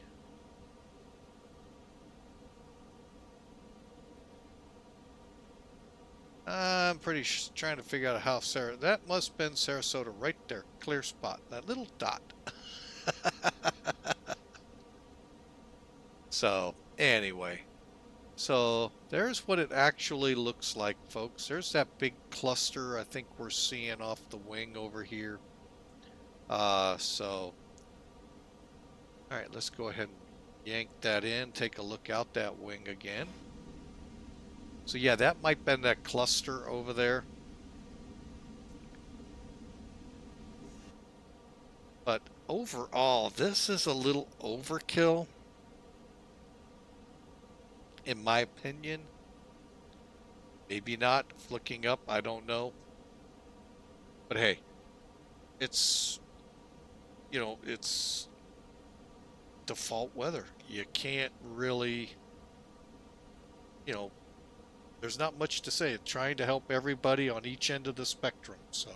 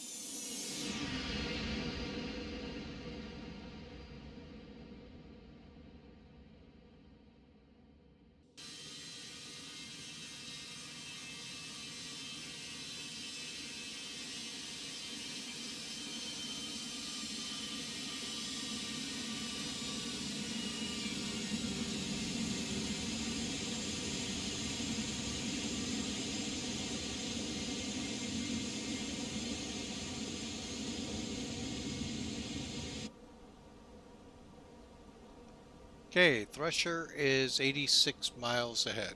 So folks, what I'll do for now, let's first off be a little nice to our passengers.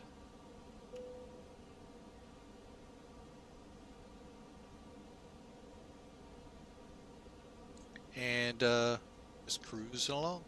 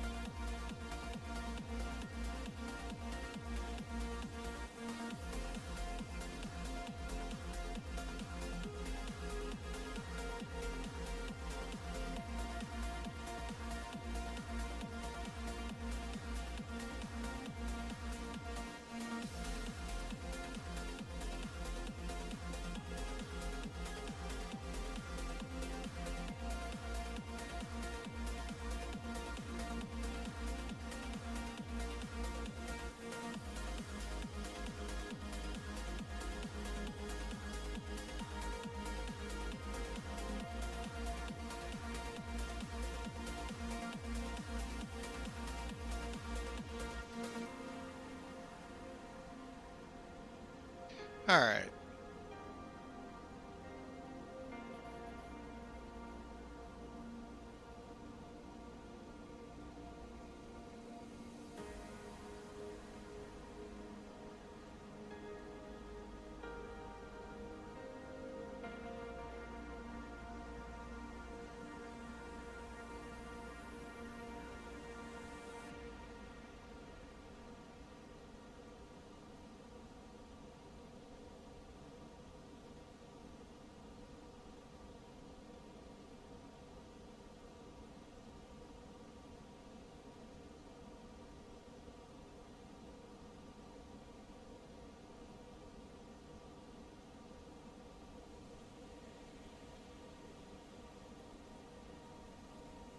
All right, folks, we're back out of the break again.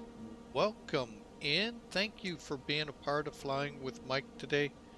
Here, let's start getting a little idea what's going on ahead of us here. Even though we got about 350 miles to go, can't ever have, you can't ever be too much up to date in a plane. You got to be ahead of it, and especially the faster they go. Kind of learned that in aviation when I flew at Ohio University, especially, but probably even so at Wright-Patterson's Aero Club. Mostly flying Warriors, Arrows, Archers. They're about the same speed class aircraft. Granted, the Arrow throws in the constant speed prop and the retractable gear. Same with Cessnas. I mean, they're about the same. Everything about them is all about the same. Even the Saratoga, I didn't really feel like I got behind it too much. When I went to the Bonanza, folks, holy mackerel at Ohio U, that's a whole new bot. That actually had me doing some bad landings until I started understanding this concept. You know, get ahead of, make your steps what you want it to be, so many feet, quarter mile ahead of you, so that when you get there, you're already again working on the next part. And yeah, it's still a hard lesson, but keeping ahead of the plane helps so much. That's why knowing your weather. That's why that D-ATIS program really helps, folks. Knowing what, say we weren't going to Lambert. What's Lambert landing right now? I could make sure my McDo is programmed or reprogrammed if they've switched. I hate to break it to you, folks. Weather is not static. It's always changing. So, currently, as you see at MidAmerica, we got 150 at 7, 10 miles of visibility, and an overcast sky at 5,000 feet. That'll change. Now, will the winds? Who knows? But it's possible. And as you can tell, my radar now is starting to show rain below us. Okay, you're probably wondering, why did you just do that? Hang on a second. There we go. This mark right here, this circle across the line, the bigger circle, not the little one for the fix. ETP means your equal time point. At that point, it's the same amount of time to go back to Sarasota as it is to continue and land at MidAmerica. So you're at that equal point. Really comes into play over the North Atlantic and Pacific long hauls, where something happens. Which way do we turn? Of course, it's always depending on severity, but you now know, okay, it's equal, say, to JFK as it is to go back to Heathrow, or, you know, depending what you want to do. You want to continue, do you not? So, And this is giving you an example of why the greens were gotten away from. See how that's hard? You can tell, okay, yeah, that should be heavier rain. But do you know if it's severe? Heavy rain? Possible hail in it? So that's why they got away from it. And I can tell you why it's doing that.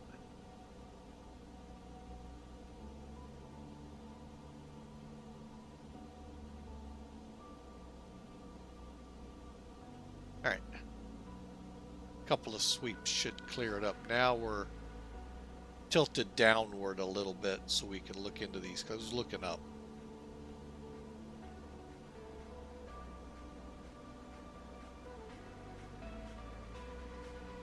So that's why the yellows and reds they went with.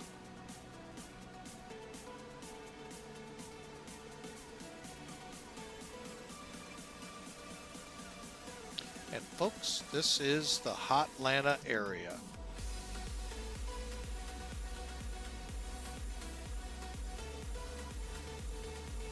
Sorry for the couple slurps there, folks. Just needed some more coffee. All right, couple things here. Let's look at this McDo. I'm going to use the other one just so I can keep an eyeball on that. What if I want to find out, instead of using Twitch and you guys having that chat room, the weather? Let's go to the menu, go to ATSU, AOC menu, and let's click weather and ATIS. Now, we're not going to get an ATIS. The only ATIS I've seen in 05 and assuming 06. Hang on a second. I don't like that. Okay, there we go. VATSIM. If VATSIM controllers are up and VATSIM has people with an ATIS, then you can get one. But we'll just do BLV, put it here, and go METAR. Got traffic showing up, by the way, folks, coming in about 1,000 feet below us, which is what they should be. Let's see if we see them here. Oh, we got about a few more miles. We got to get within 20. Go back to return, received messages. Right there it is. Hey, 150 at 7:10. Exactly the same. You can even print it. So really, that's pretty cool. You could also go back, and set up to where you could use the DLK here to make requests of ATC. Problem is, I haven't found a controller using it. Coffee is definitely good. It's a lifesaver sometimes. Okay, our airplane is over KAILL. We're coming over Thresher, so we'll get to see him here hopefully in a minute. But anyway, then all you got to do is click F-plan and boom, you're back. Or whatever. Get back where you were. I know some get into more detail than that, but I'm not sure of the programming to even begin to help them out in that. Let's push up here, see what we see. I think our airplane is right there.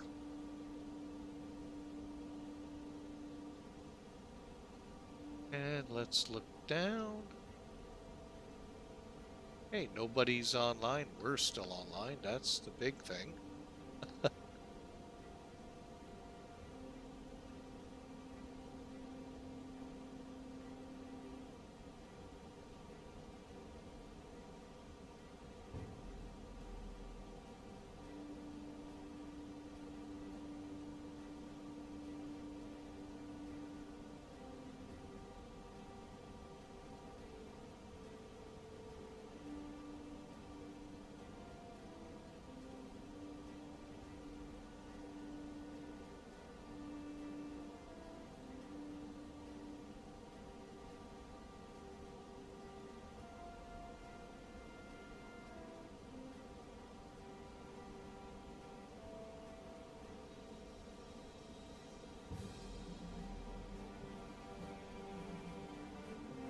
There they go.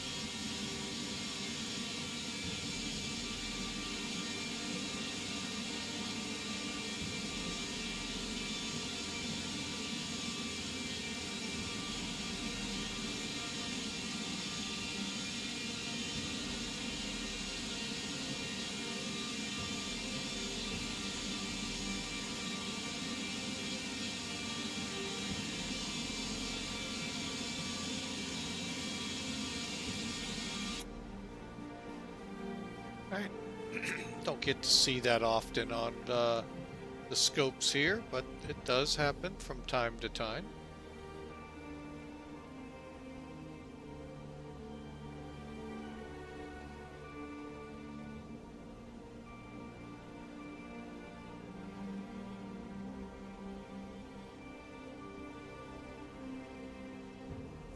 Alright, we're about to come over KAILL, headed to Nashville.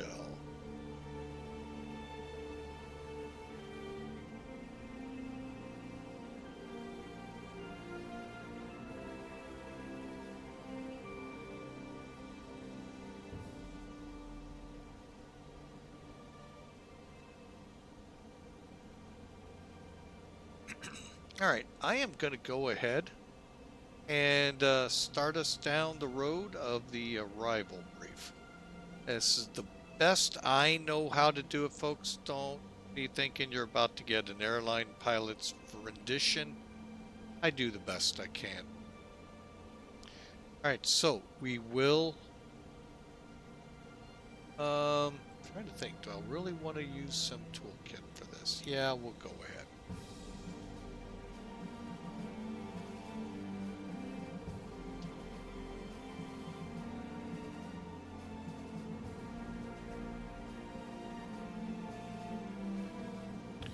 That wasn't good.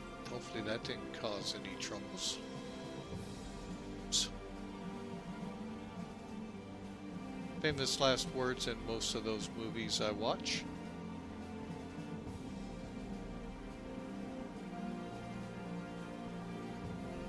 Alright. There's some toolkit. Let me do something, folks. There's the one I wanted. Switch it into live.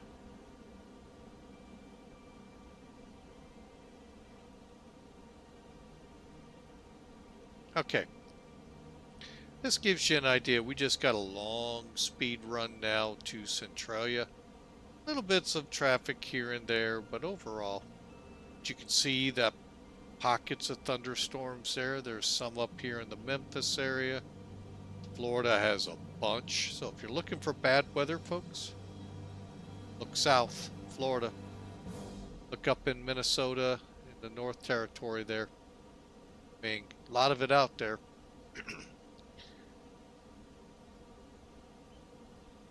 So, alright. So we'll get in here. There's Nashville. Give you an idea. Alright, pull up the chart.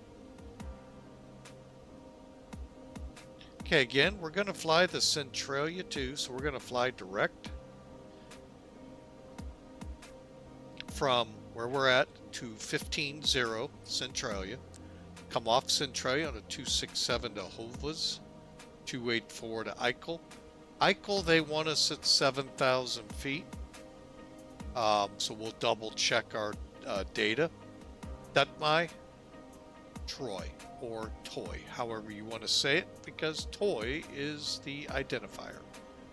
And that's your only restriction put on here is 7,000 feet. I can tell you this much, they'll get down, coming down around in here, and if they see the airport, they'll call visual and turn right in. Rarely will they full flight, full procedure approach.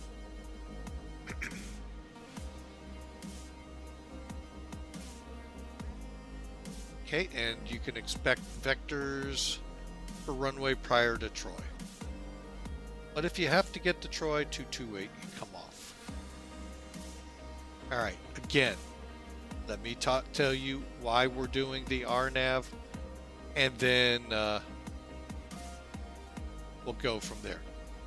The ILS chart, okay, the ILS glide path, glide slope, glide path, out of service at MidAmerica for 1-4 left. So that means you're on a localizer. Let me pull that chart real quick.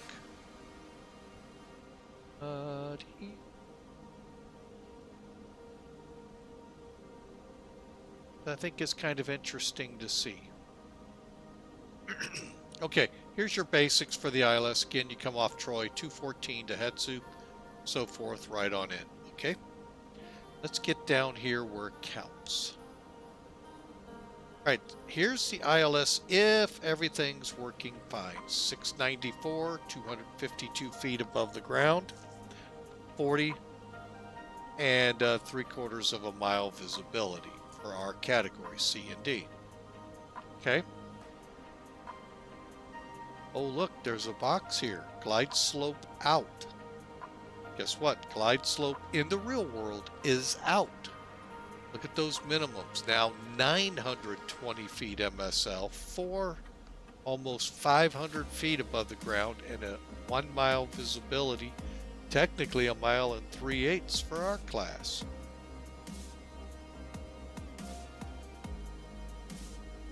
See the difference, folks?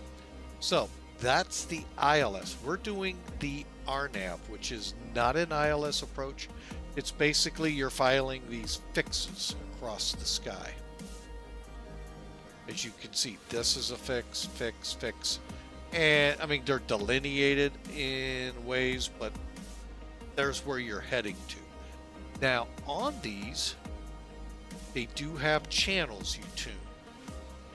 It's all done automatically.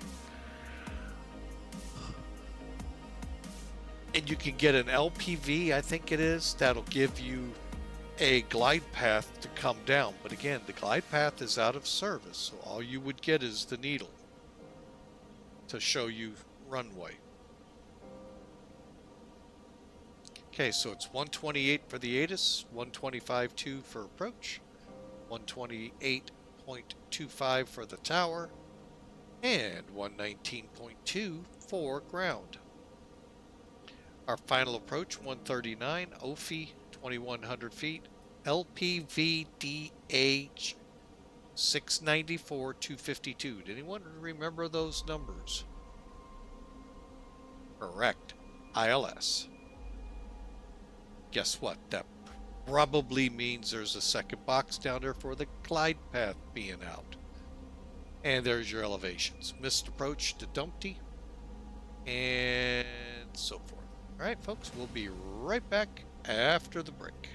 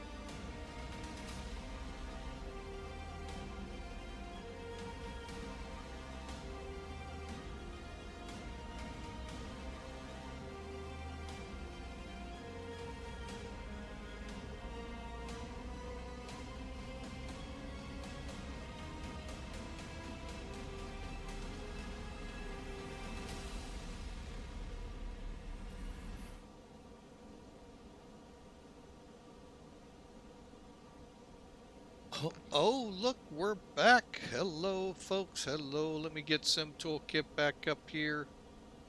And okay, so we're going to be coming off Troy.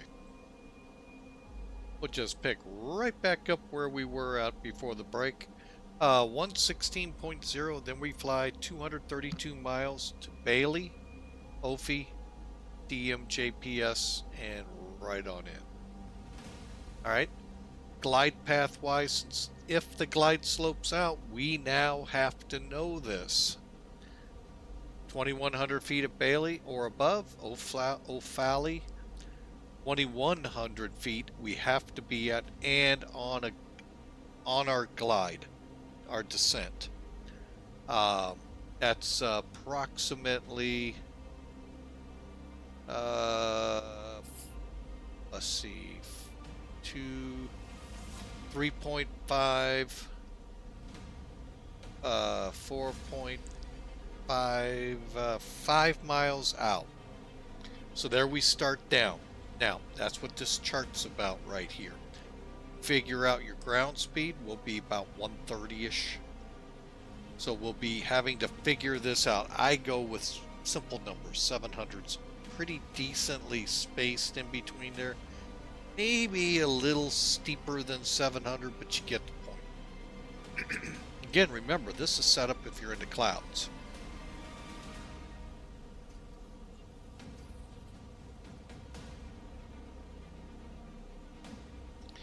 Now, here's where I get a little sketchy with it, folks. I think we're on this one here. 900 and 1 mile and 3/8. Same as if we had the localizer, LNAV only. Because we do not have any kind of vertical navigation on this that I'm aware of. Real pilots, real IFR pilots, this kid never was. Let me know. I really don't know. And then the LPV again, just like the ILS. Okay. Big thing for us, real pappies will be on the right. No, more than likely they're on the left. They're in the airport wrong. And runway end identifier strobes at the end for 1-4. Hence why it's a little higher. Now, remember I told you we were going to talk about this a little bit? When you get into bad weather with MidAmerica Airport, and the 1-4s are the actives, as they are today, have an option. Keep hearing 1-4 left, 1-4 left. What about 1-4 right? Anyone hear that? 1-4 right, 1-4 right. It's available, folks. Unless, of course, it's notamed out. But it's an option, and it's fully capable of taking your airplane. Just a little longer taxi, that's all. And I know the military will go, why you always tell them that? But it's true. You need to learn to get over it.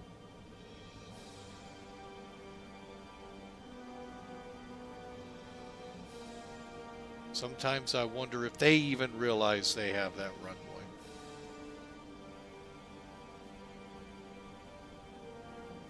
So, there's what we are facing with. Now, let's get into the speed portion of this.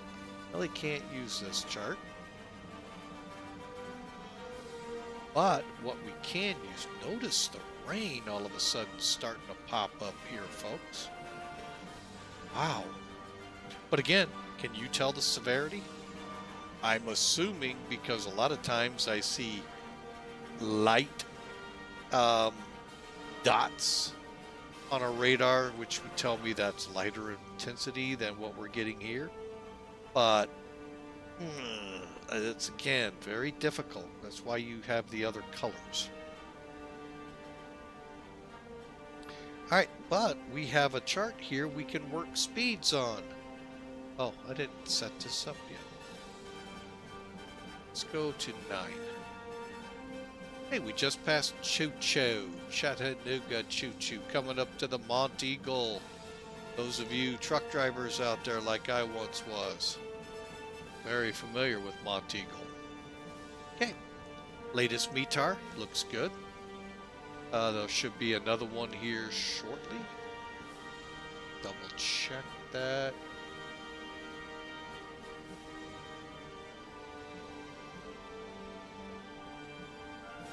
Holy mackerel, we're way behind. 1900?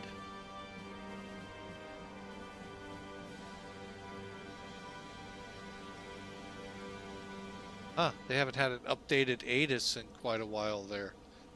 So we'll have to see when we get there what comes about. All right, so this is accurate, 150 at 7. 10 miles visibility. Overcast 5,000, 28 degrees. Again, we can change all of this, folks, when we get in closer. And can change, more importantly, on the McDo, because that's what the airplane's working from. Okay, we got a 9,090 foot or 9,990 foot runway. Really? It's actually 10,000 feet. All right, there. What did I just do? I got all of this verified. Compute. Approach speed 129. I think you all can read the rest. If we touch down properly, we'll have 5,900 feet of runway left. So we should make Kilo 4. Should. Kilo 5 for sure, if we don't land long. Key to that is keeping the speed right at 130 all the way down till we get the call retard it, and then touch down. Now you're going to retard before. Usually you start your flare at about 50, retard when he tells you to, so you touch it right down. Well, it works sometimes that way for me, and sometimes it doesn't. So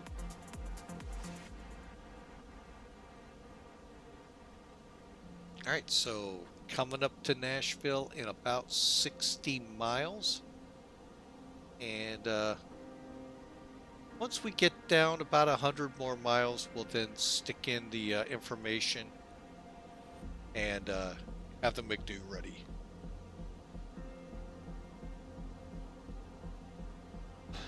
Oh, sorry, I didn't want to sneeze in your ears, folks.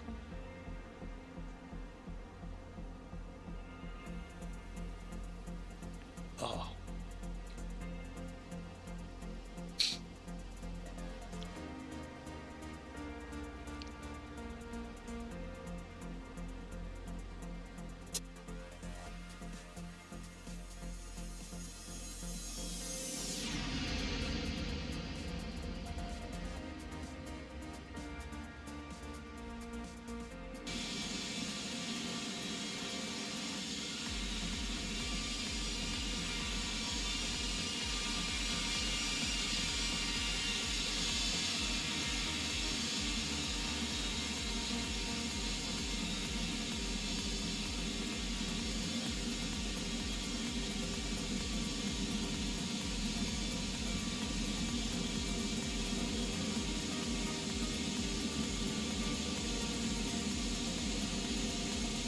And yes, folks, I do realize Allegiant did not put Make-A-Wish on a 319. They put it on a 320.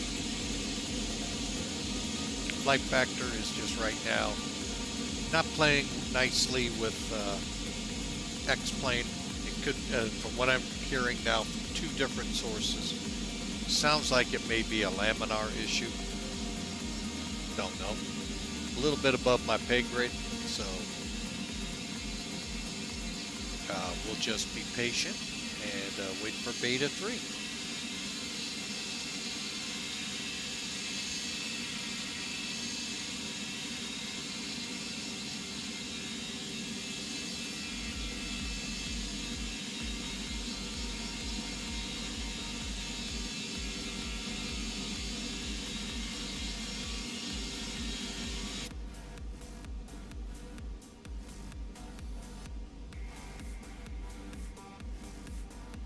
Clouds are starting to look a lot more like that satellite photo I showed earlier. They are beginning to appear correctly.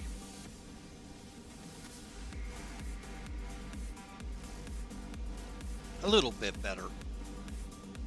But I mean, overall, I think they're looking a lot better than version 05. And I have yet to see any beginning signs of those pyramid type clouds, folks.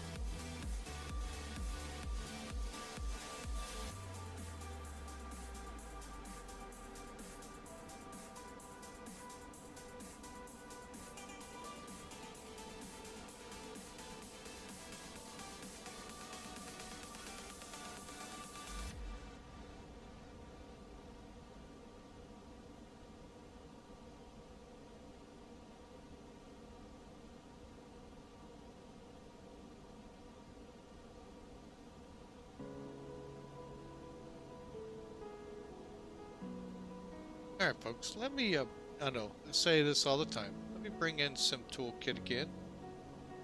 You can see the radar. Well, let me fade it away here real quick. See the radar here?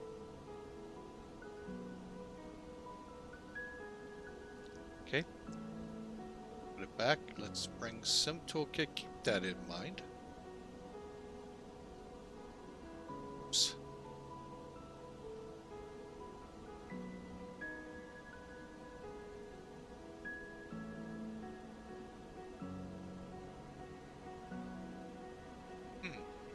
Don't see a lot of that green.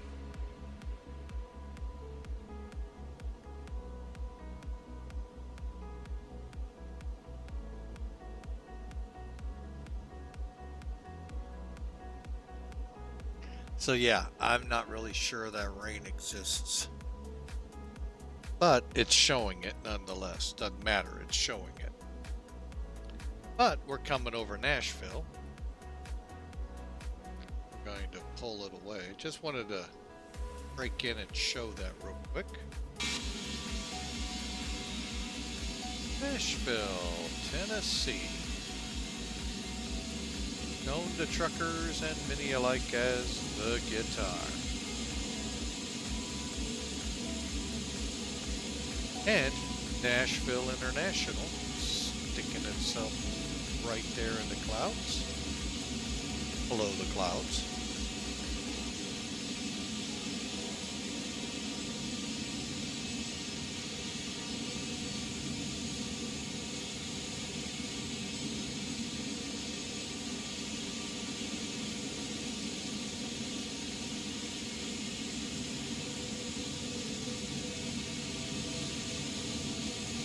Big wall of clouds staring us down.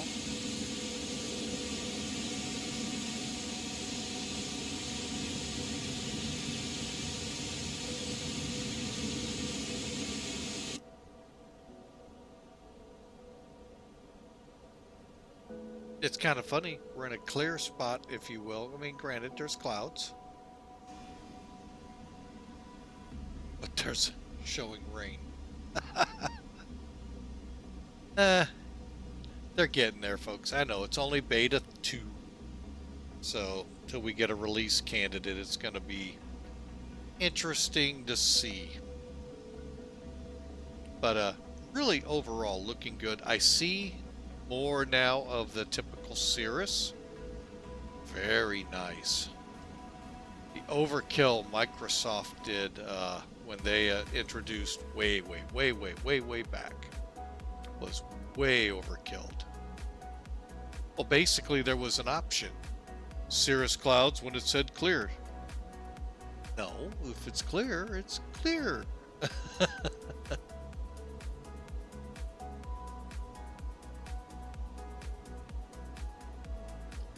So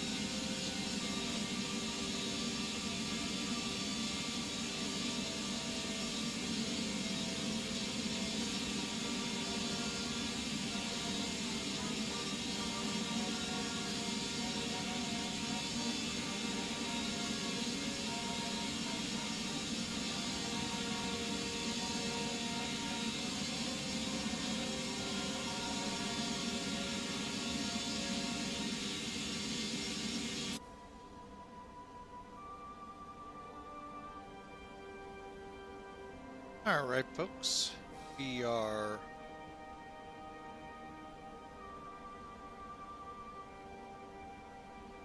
90 miles from Centralia, 7,000 Eichel.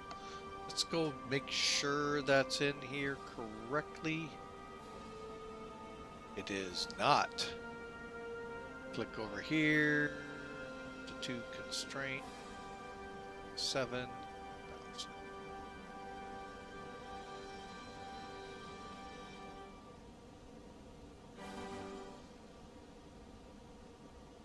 Which, when we now go to the perf page, we'll move that up to the 60s. So we're going to get the information in here now.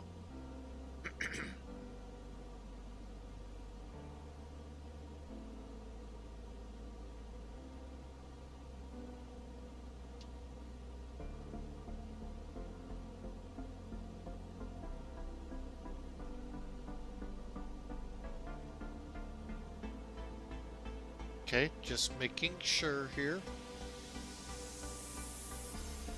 Medium computing. All right.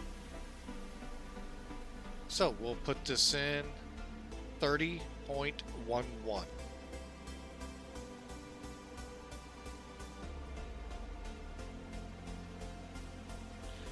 Temperature 28. 140 at 8, right? Almost down the runway, folks.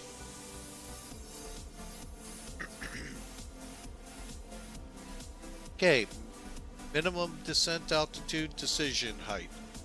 How and what is the difference here? Let me show you. You'll never guess who's coming up.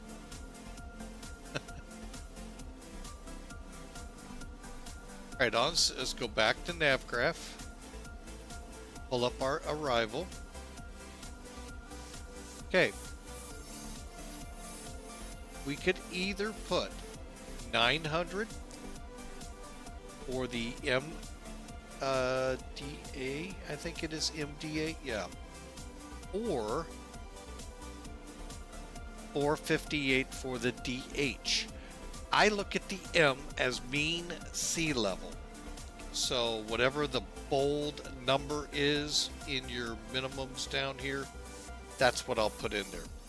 The parenthesis is above ground level. Folks, they're the exact same point in the air. It's just how you measure from what point, be it sea level or be it the ground below. So we'll put 900. 900. And there we go. We are now programmed for the landing as of the weather that came from 2055 Zulu.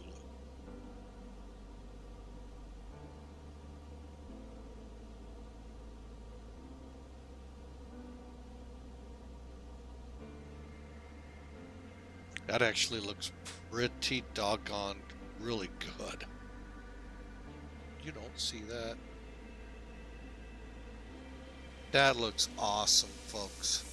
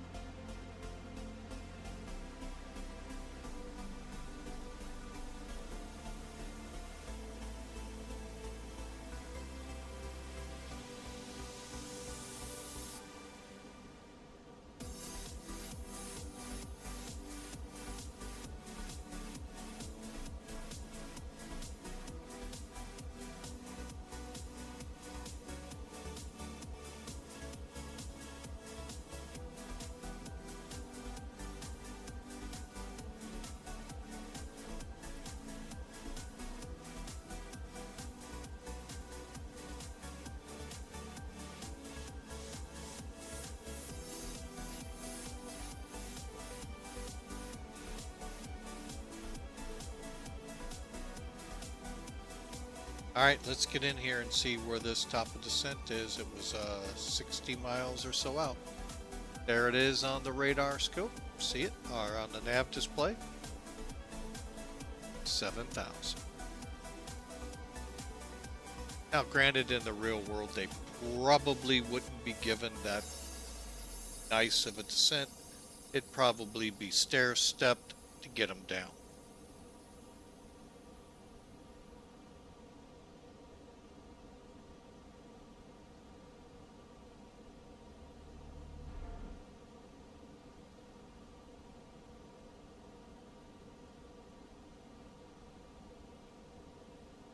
All right, let's start setting up for the descent, shall we? The one thing we're going to do it right now. Oh, let me come down here.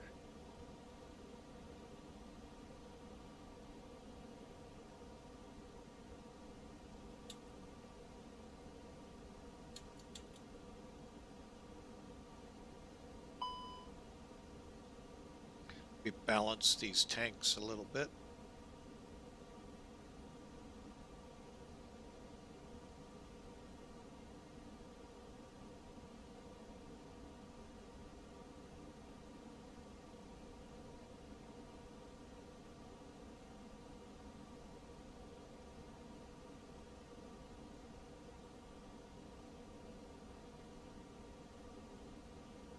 Okay, what I did here, folks, real quick. First off, you pull this up on the fuel page, see what your, if you're only like 20, 30, 40 pounds difference, not a big deal. 400 pounds, could be a problem. So just kick on your crossfeed, which will then allow both, whatever tank to be on, fueling both engines, and the other one just sitting there while the other taking in some backwash, but that's literally all it's doing. Once we're the 31, whatever this ends up at that time, 50, we'll just turn the pumps on first, make sure everything's good, then turn off the crossfeed, and then they'll be burning fuel from their respective sides, each engine.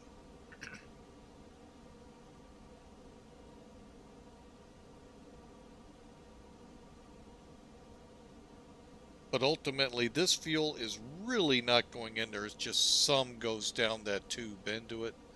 Primarily going into that big fire-breathing engine out there. Okay. Come down here. Look at fuel. Engines, fuel. Back up top, and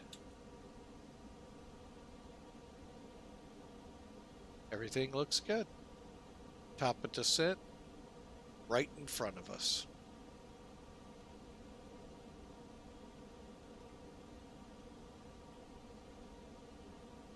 Okay, real quick,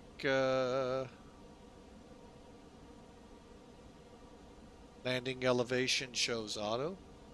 Arrivals, performance, we did not do the winds. Let's do that real quick. Function. West.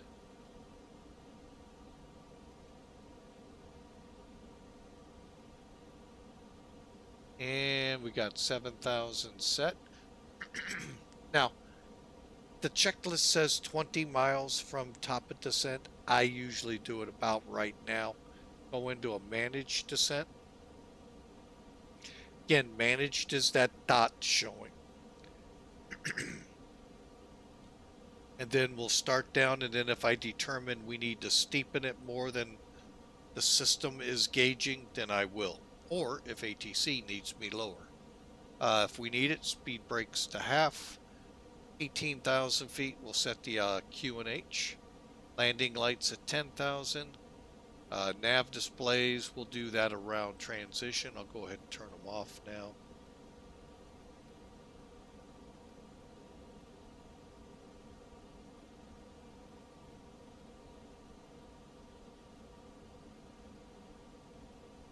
Okay, and there we go, folks. Now, the squiggly line right here, that's the point. Once we cross that, we'll steepen our descent. We'll be actually on profile. Another way to gauge it, This is a green dot. It'll come down as we get closer and closer. You want the goal for it to be right here. Think of that Boeing heads as when you go into your descent on your nav display, right in here, you get a little graph of your vertical profile, kind of like a glide slope. Same principle, just different diagram.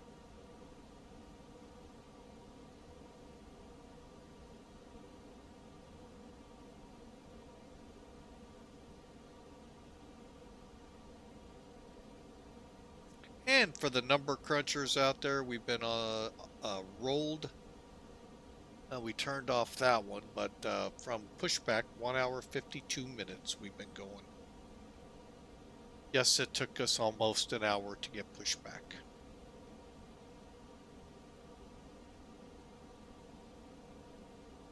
Okay, we got 87 miles, folks. We're going to let the music play on as we start steepening this descent. And we'll be back with you around Centralia.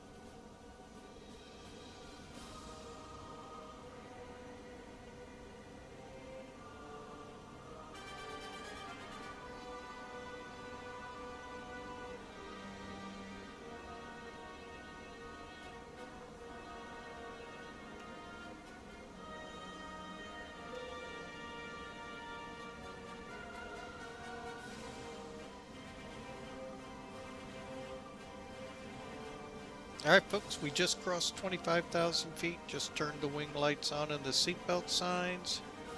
And we'll be in MidAmerica probably in the next 10 to 12 minutes.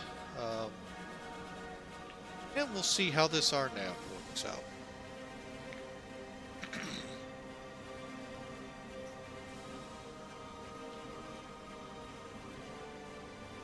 Looks like we got a big cloud band ahead of us. We had an overcast call in our METARs, so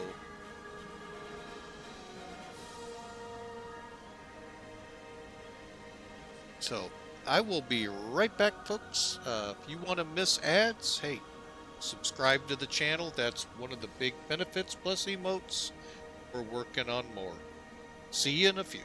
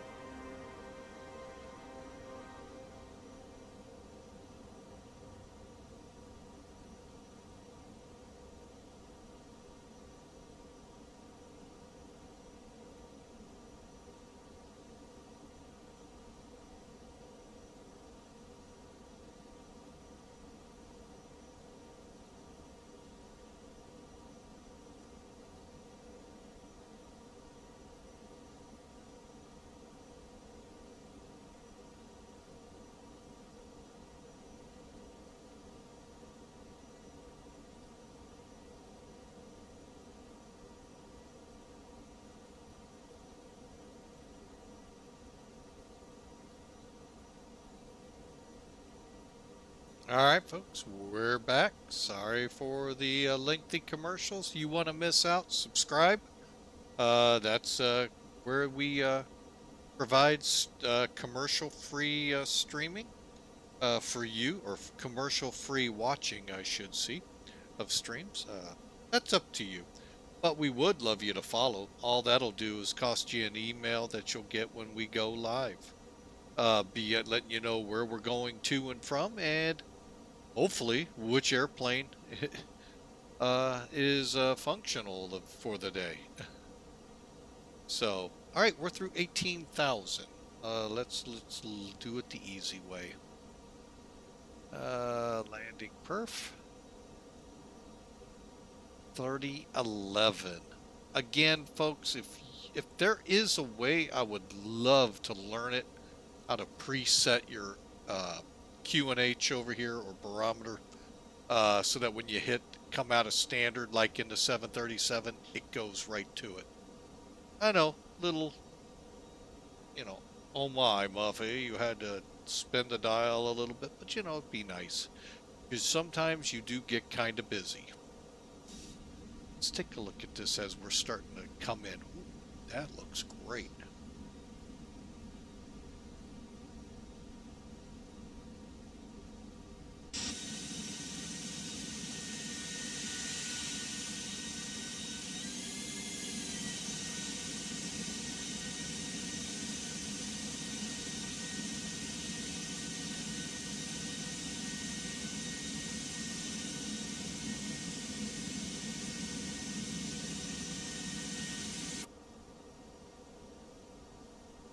All right, let's go ahead and lower this down.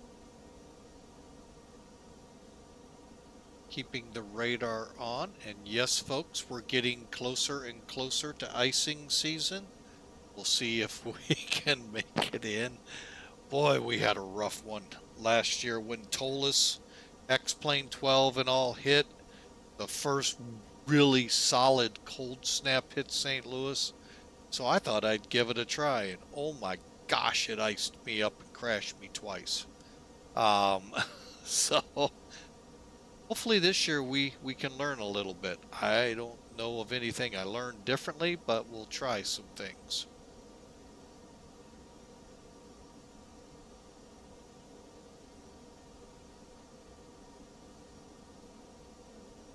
Okay, so you can see now it's planning the RNAV 14 left.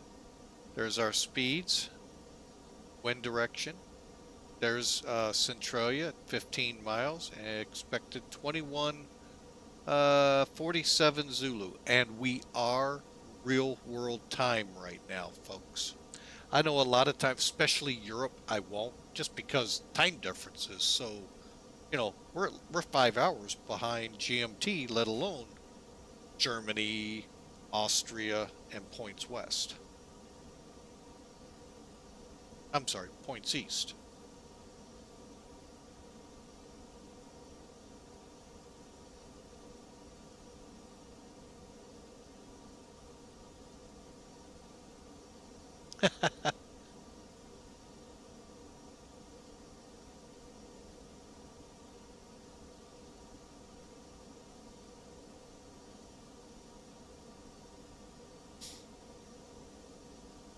Well, actually, what I was talking about there in Swick is in the Zebo as well. You could preset your HEPA or inches of mercury while you were still standard. It'd show up down here in little numbers, and then as soon as you went click standard, it'd move right to it. So even Zebo has it. So I was wondering if Airbus might have had a thing like that. Now, I don't know if that works in the real world. I haven't seen a 7, well, might here soon, but I haven't seen one in a long time. From the cockpit. All right, we are set for Eichel. I'm going to go ahead and start popping speed brakes, get us slowed down.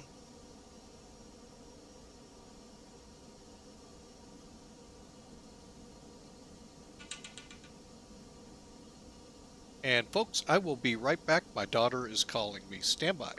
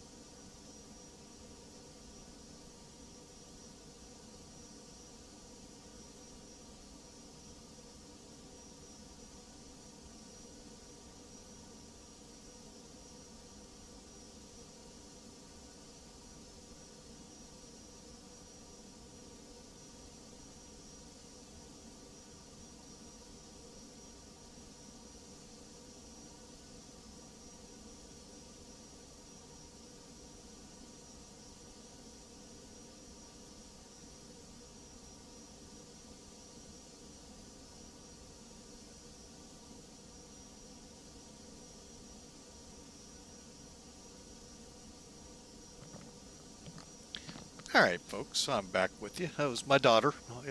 Questions. Little rough spot in life, and she definitely could use prayers. Those of you that are prayer warriors out there, she could definitely use it. I'll talk more in the in a private chat, but not much more. So, oh, look at that. We're in rain. Go figure.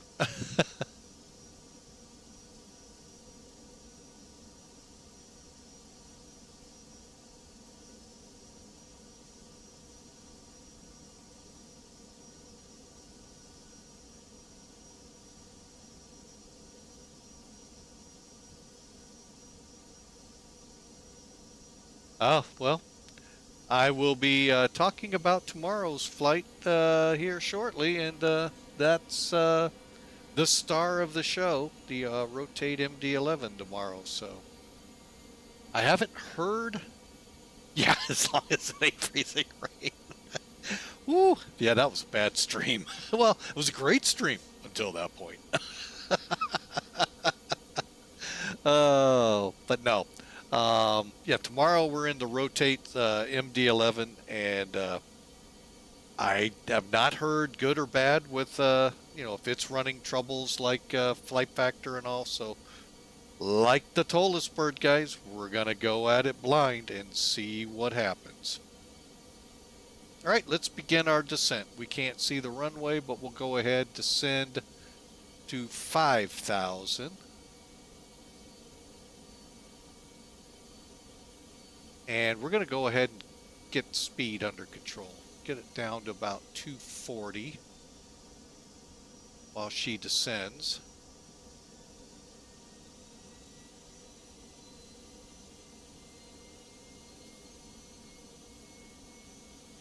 May even take it down to 4,000. You know what? We're going to go ahead. We're going to do this one open.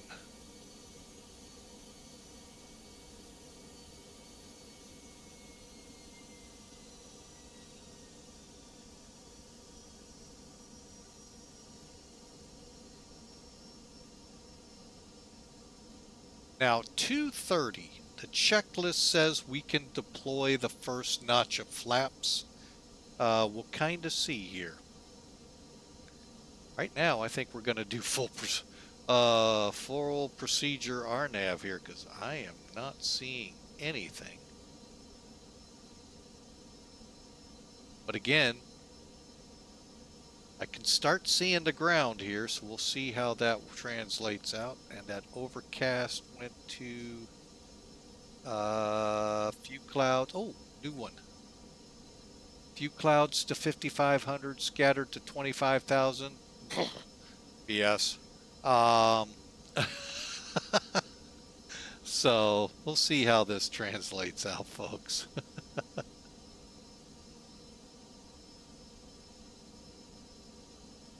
All right. Let's take a look out. Well, okay, that looked pretty good, but the rain, that isn't really what's showing up.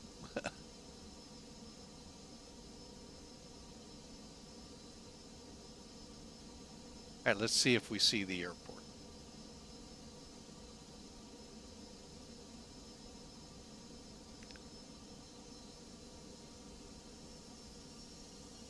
Okay, we're going to have to come down to 3. Let's go ahead and do that.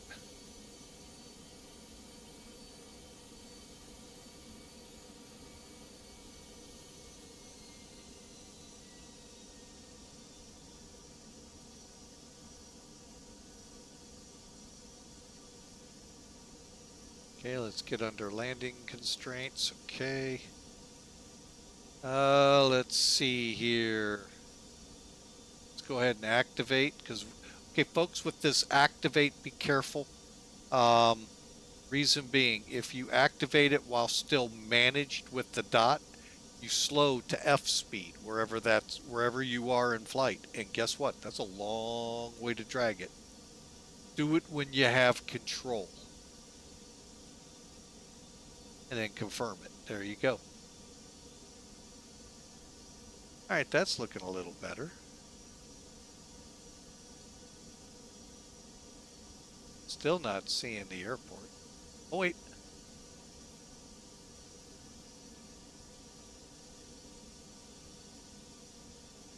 There it is, right there. Okay, we can go visual. Well, kind of, sort of.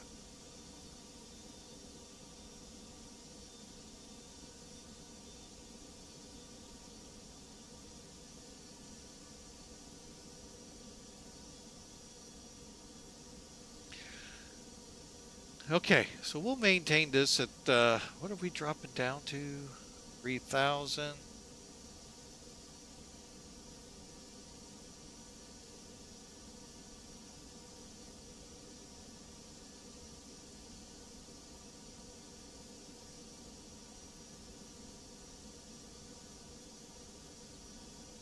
Okay. End of the runway's right there. Check to make sure nobody popped on us and gonna surprise us. Nope. The good thing is, could we have flown the flight factor? Possible.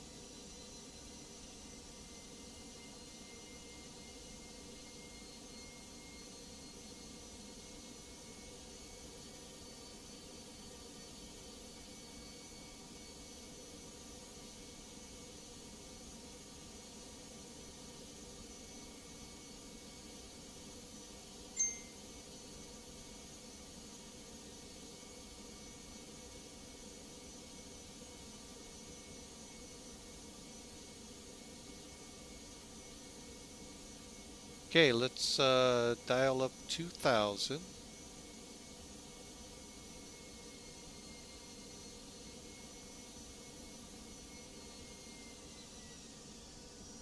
$210.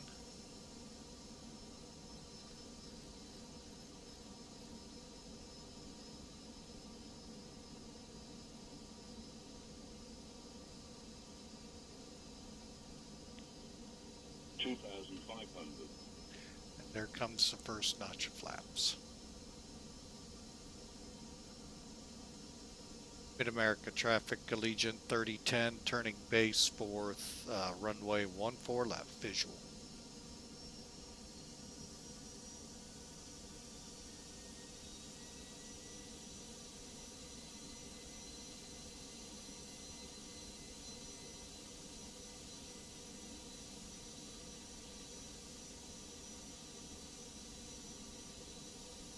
All right. I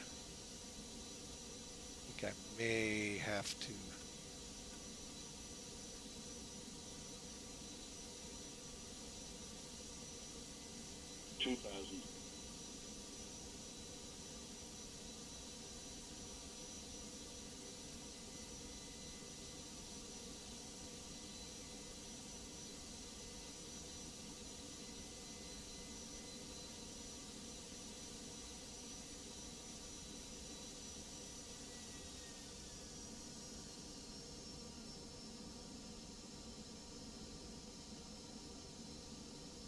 Okay, let's go brakes medium. Spoilers armed. Gear down.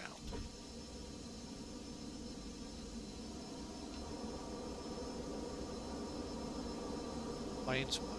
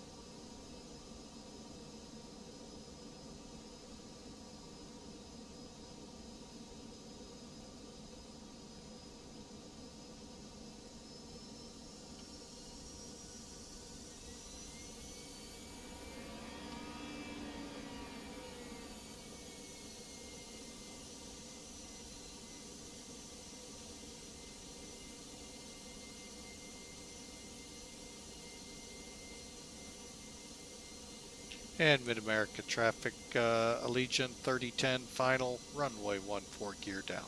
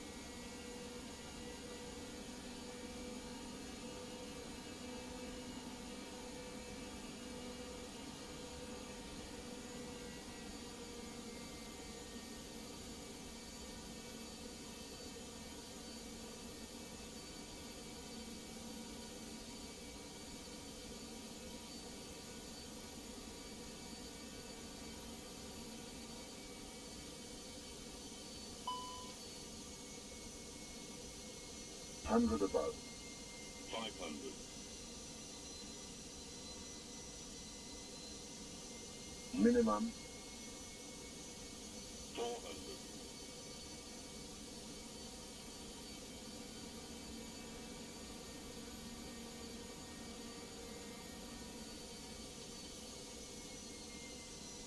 300.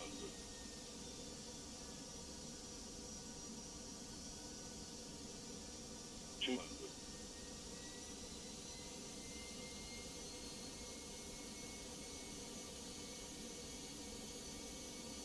100.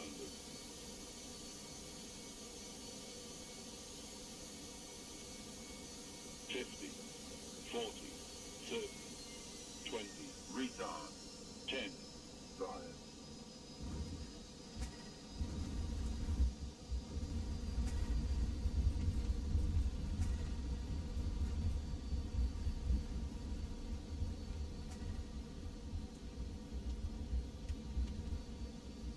Gosh dang it, I hate this nose wheel steering.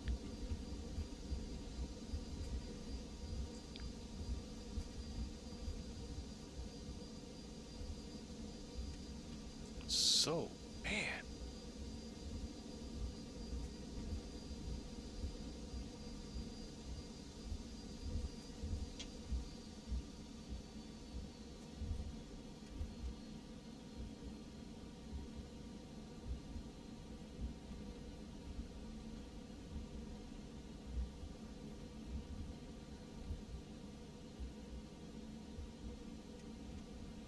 One of these days, gosh dang it, there it went again.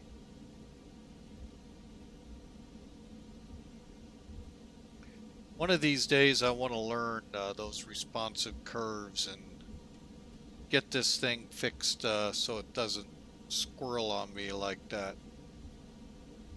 Okay.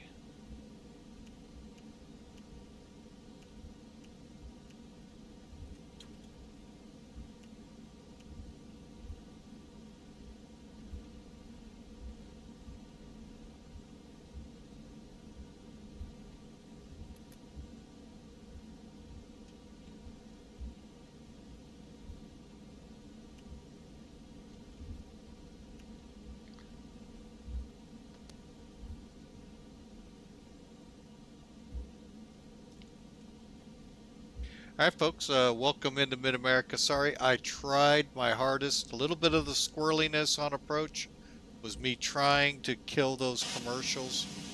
Hopefully we'll be able to replay and see them.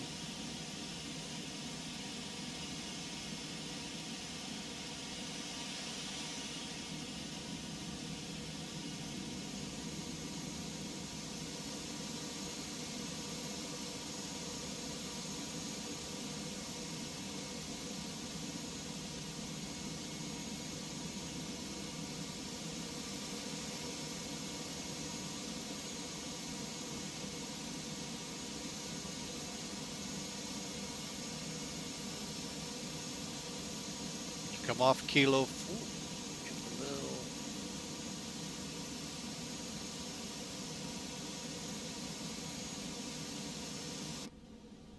Hang on, let me get that APU firing. Same time, spoilers down.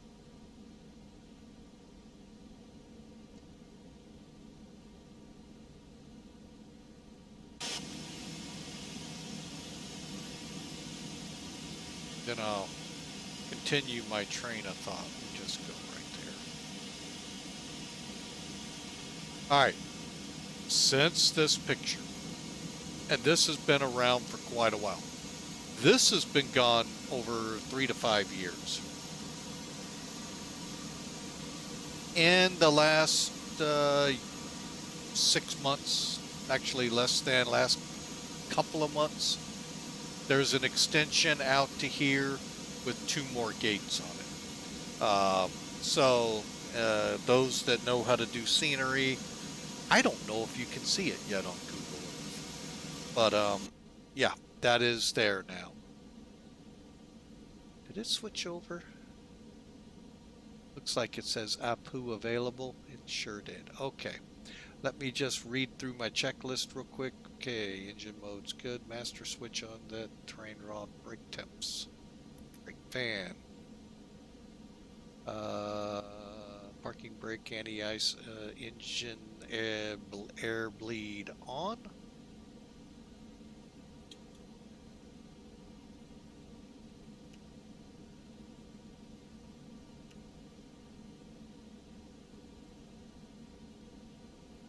Okay, and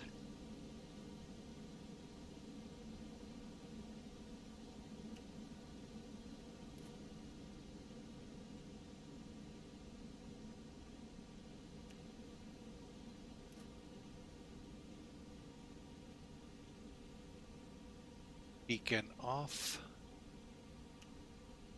Lights are off. Fuel pumps. L off.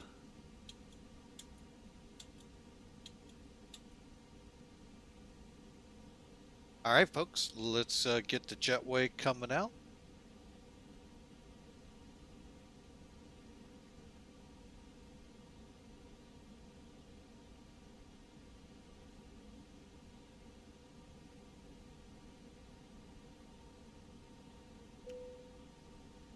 All right, welcome into MidAmerica Airport. We'll go back and look at it. Hopefully we can get a replay, folks.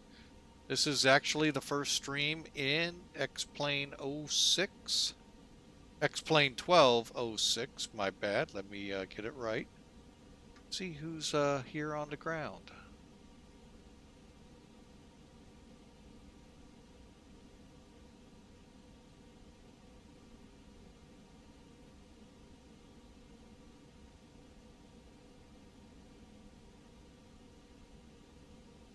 Oh, we got somebody here at BLV. Welcome and glad to see you over there on the cargo ramp. If you're watching, thanks for flying along. We appreciate it. All right, so everything's doing its thing outside.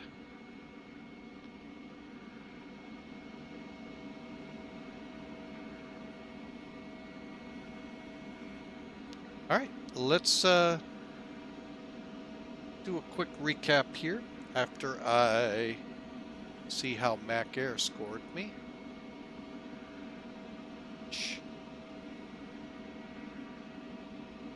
File.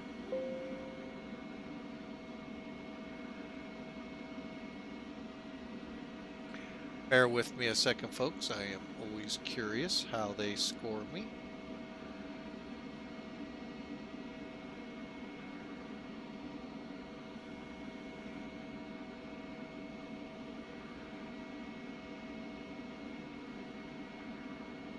And then we'll get into how Sim Toolkit scored me.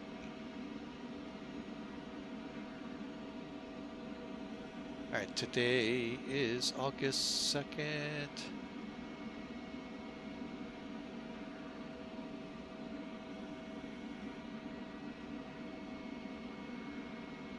$167 after all of that, then all the squirreliness. All right, that's awesome. Okay. All right, let us see.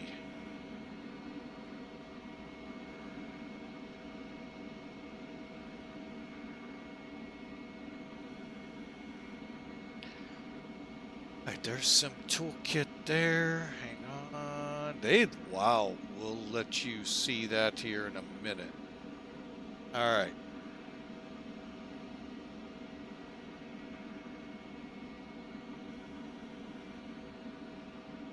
Okay, so you can see pretty much how we flew it. Pretty much like it is, except for technically we should have probably went for 1-4 right the way we lined up.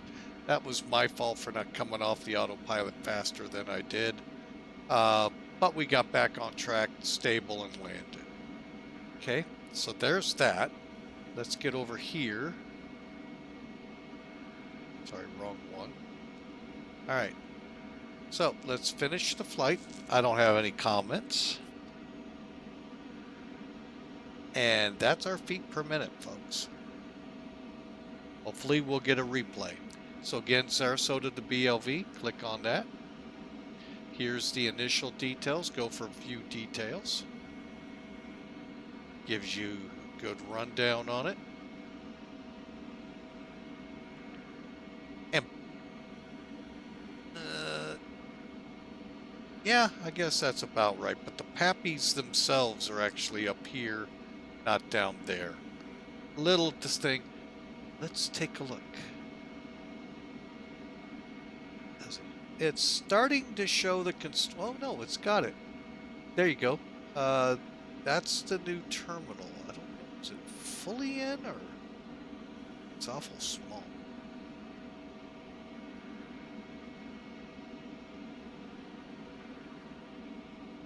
But anyway, there's the new footprint coming in.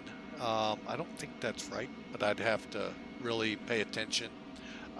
Anyway, let's get to the important stuff.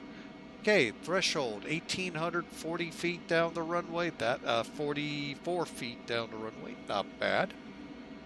0.21 off the center line. That is really good. Little long, but the trick here at MidAmerica, folks, on a windy day, right here if you're landing 1-4. Try to be on the ground by here. Otherwise, get ready for a little rocking and rolling with the wind as you hit that chute that it comes down between those trees. It's kind of fun to watch them. And then they'll touch down somewhere down in here. So, is that snow? Oh, that is snow. Okay. Gives me an idea of the time frame on here. Big time frame. So, that looks good. Metrically, it looks really good. 112 on the G's. 1.12, I should say. 126, we were shooting for 130 on the approach, even though I set it for 135. About a 5% or a 5-degree pitch. I mean, everything looks right. Heading a little off, but not by much. So everything overall turned out really good on this, metrics-wise. All right, let's button it up.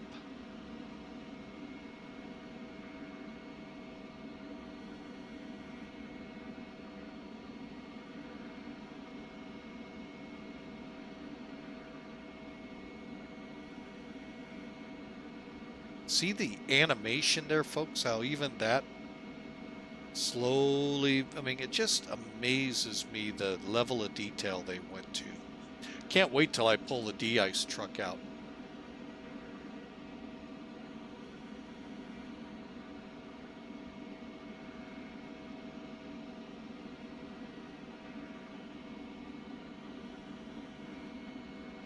All I'm doing is just getting it readied. I'm going to even try one more thing to see if we can get past that.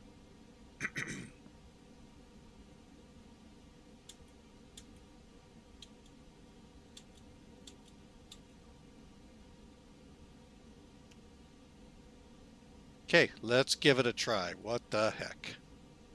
Let me pull Sim Toolkit away. Let's see if we're able to rewind it. Whoops, view, light. Of course, you got to be smart enough to remember to turn off VATSIM. I missed that. Go.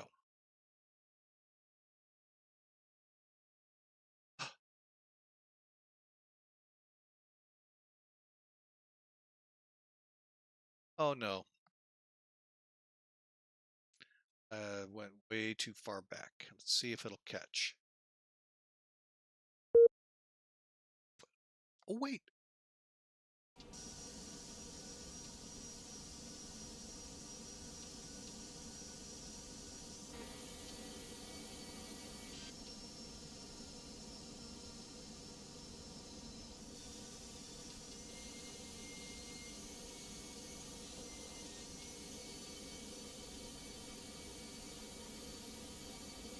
Okay, we should be getting a runway here in a minute.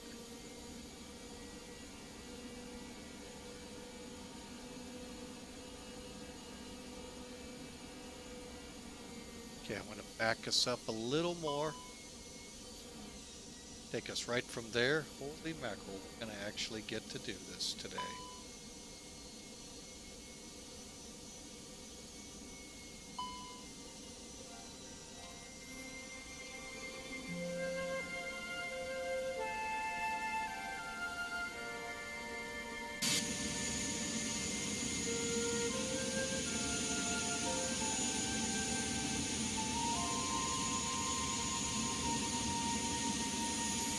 Going to get a little squirrely right about here and there because I'm trying to pause that commercial. So here you go, folks. Oh no.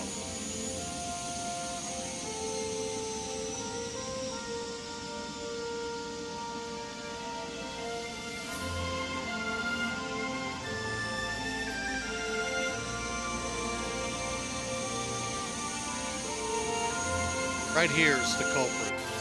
Whoa. Right there is the culprit, those trees. That's why the glide path's out of service.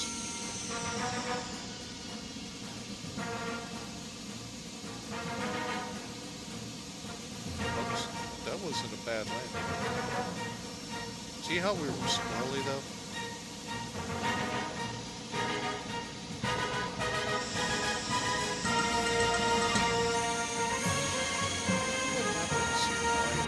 Why it does that? Watch it one more time, and then get another perspective.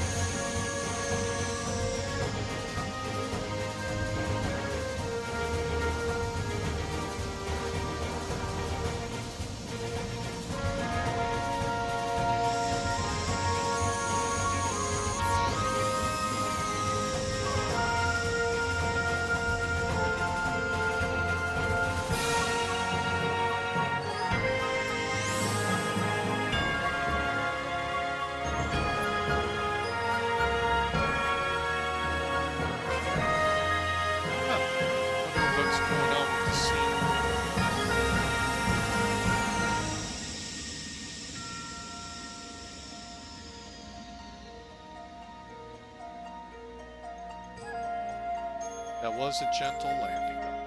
Alright folks, we'll do this a couple more times. How about the wake up chair? Here, the winner, downwind sim. Let's wake him up. Wait, we won't with that landing.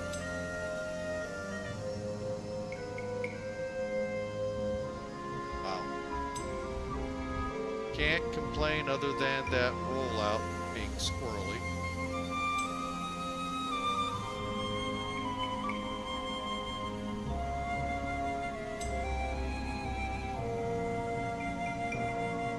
The name of the game right now at our airport is getting rid of a lot of trees and other little things as we get ready, hopefully, for more airlines.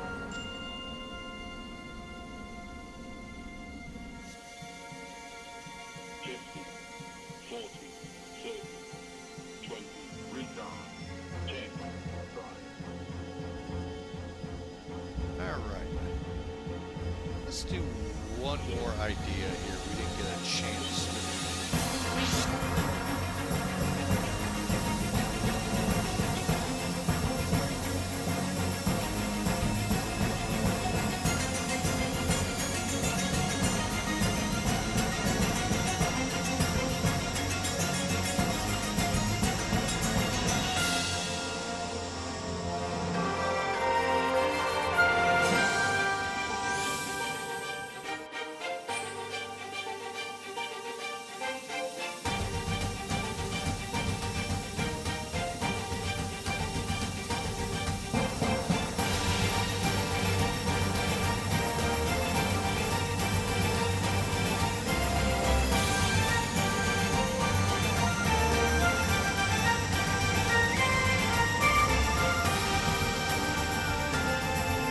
Folks, we do a tower view, but you won't see it. It blends into the tinting. Folks, we had a wonderful time here flying this today. One last time from in front of the plane as we bring it in for a landing. and for me to say thank you for being a part of Flying with Mike today. Loved having each and every one of you. Hope you all have a great rest of your night. Tomorrow, look for the Rotate MD-11. Hopefully, no issues like flight pack. See how it's scrolling? Ugh. Anyway, folks, I want to thank you for being a part. It's been fun. Great flight eventually. Pad lounge. Okay, I'll remember that. So, and the pilotage skill for the tiller, well, we'll have to. Yep. Time to get off the. Whoa, I don't like this. Let me get out of this mode. The fact that we got it is awesome, but kind of stunk how it was doing some of that stuff. Well, folks, we're going to go ahead, call it a night. Just again, thank you for flying with us. I hope you all have a great rest of your Tuesday night. We'll see you tomorrow. Again, Rotate MD-11 flying up to Seattle. But it's not the Seattle airport you expect. Details in the About section, on the schedule board at Twitch, and over at our Discord channel. Y'all have a great night. God bless you all. And you are welcome, Insuik, and everyone else who joined in. We'll see you tomorrow.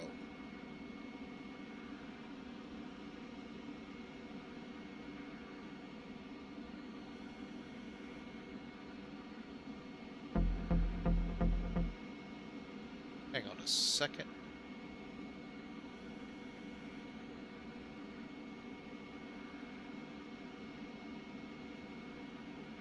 I think I found the button I was looking for, so hopefully tomorrow I can control the ads a little bit more than them controlling us like they did today. That was a little abrupt. So, all right, folks, we're done. We'll catch you tomorrow. God bless. See you then.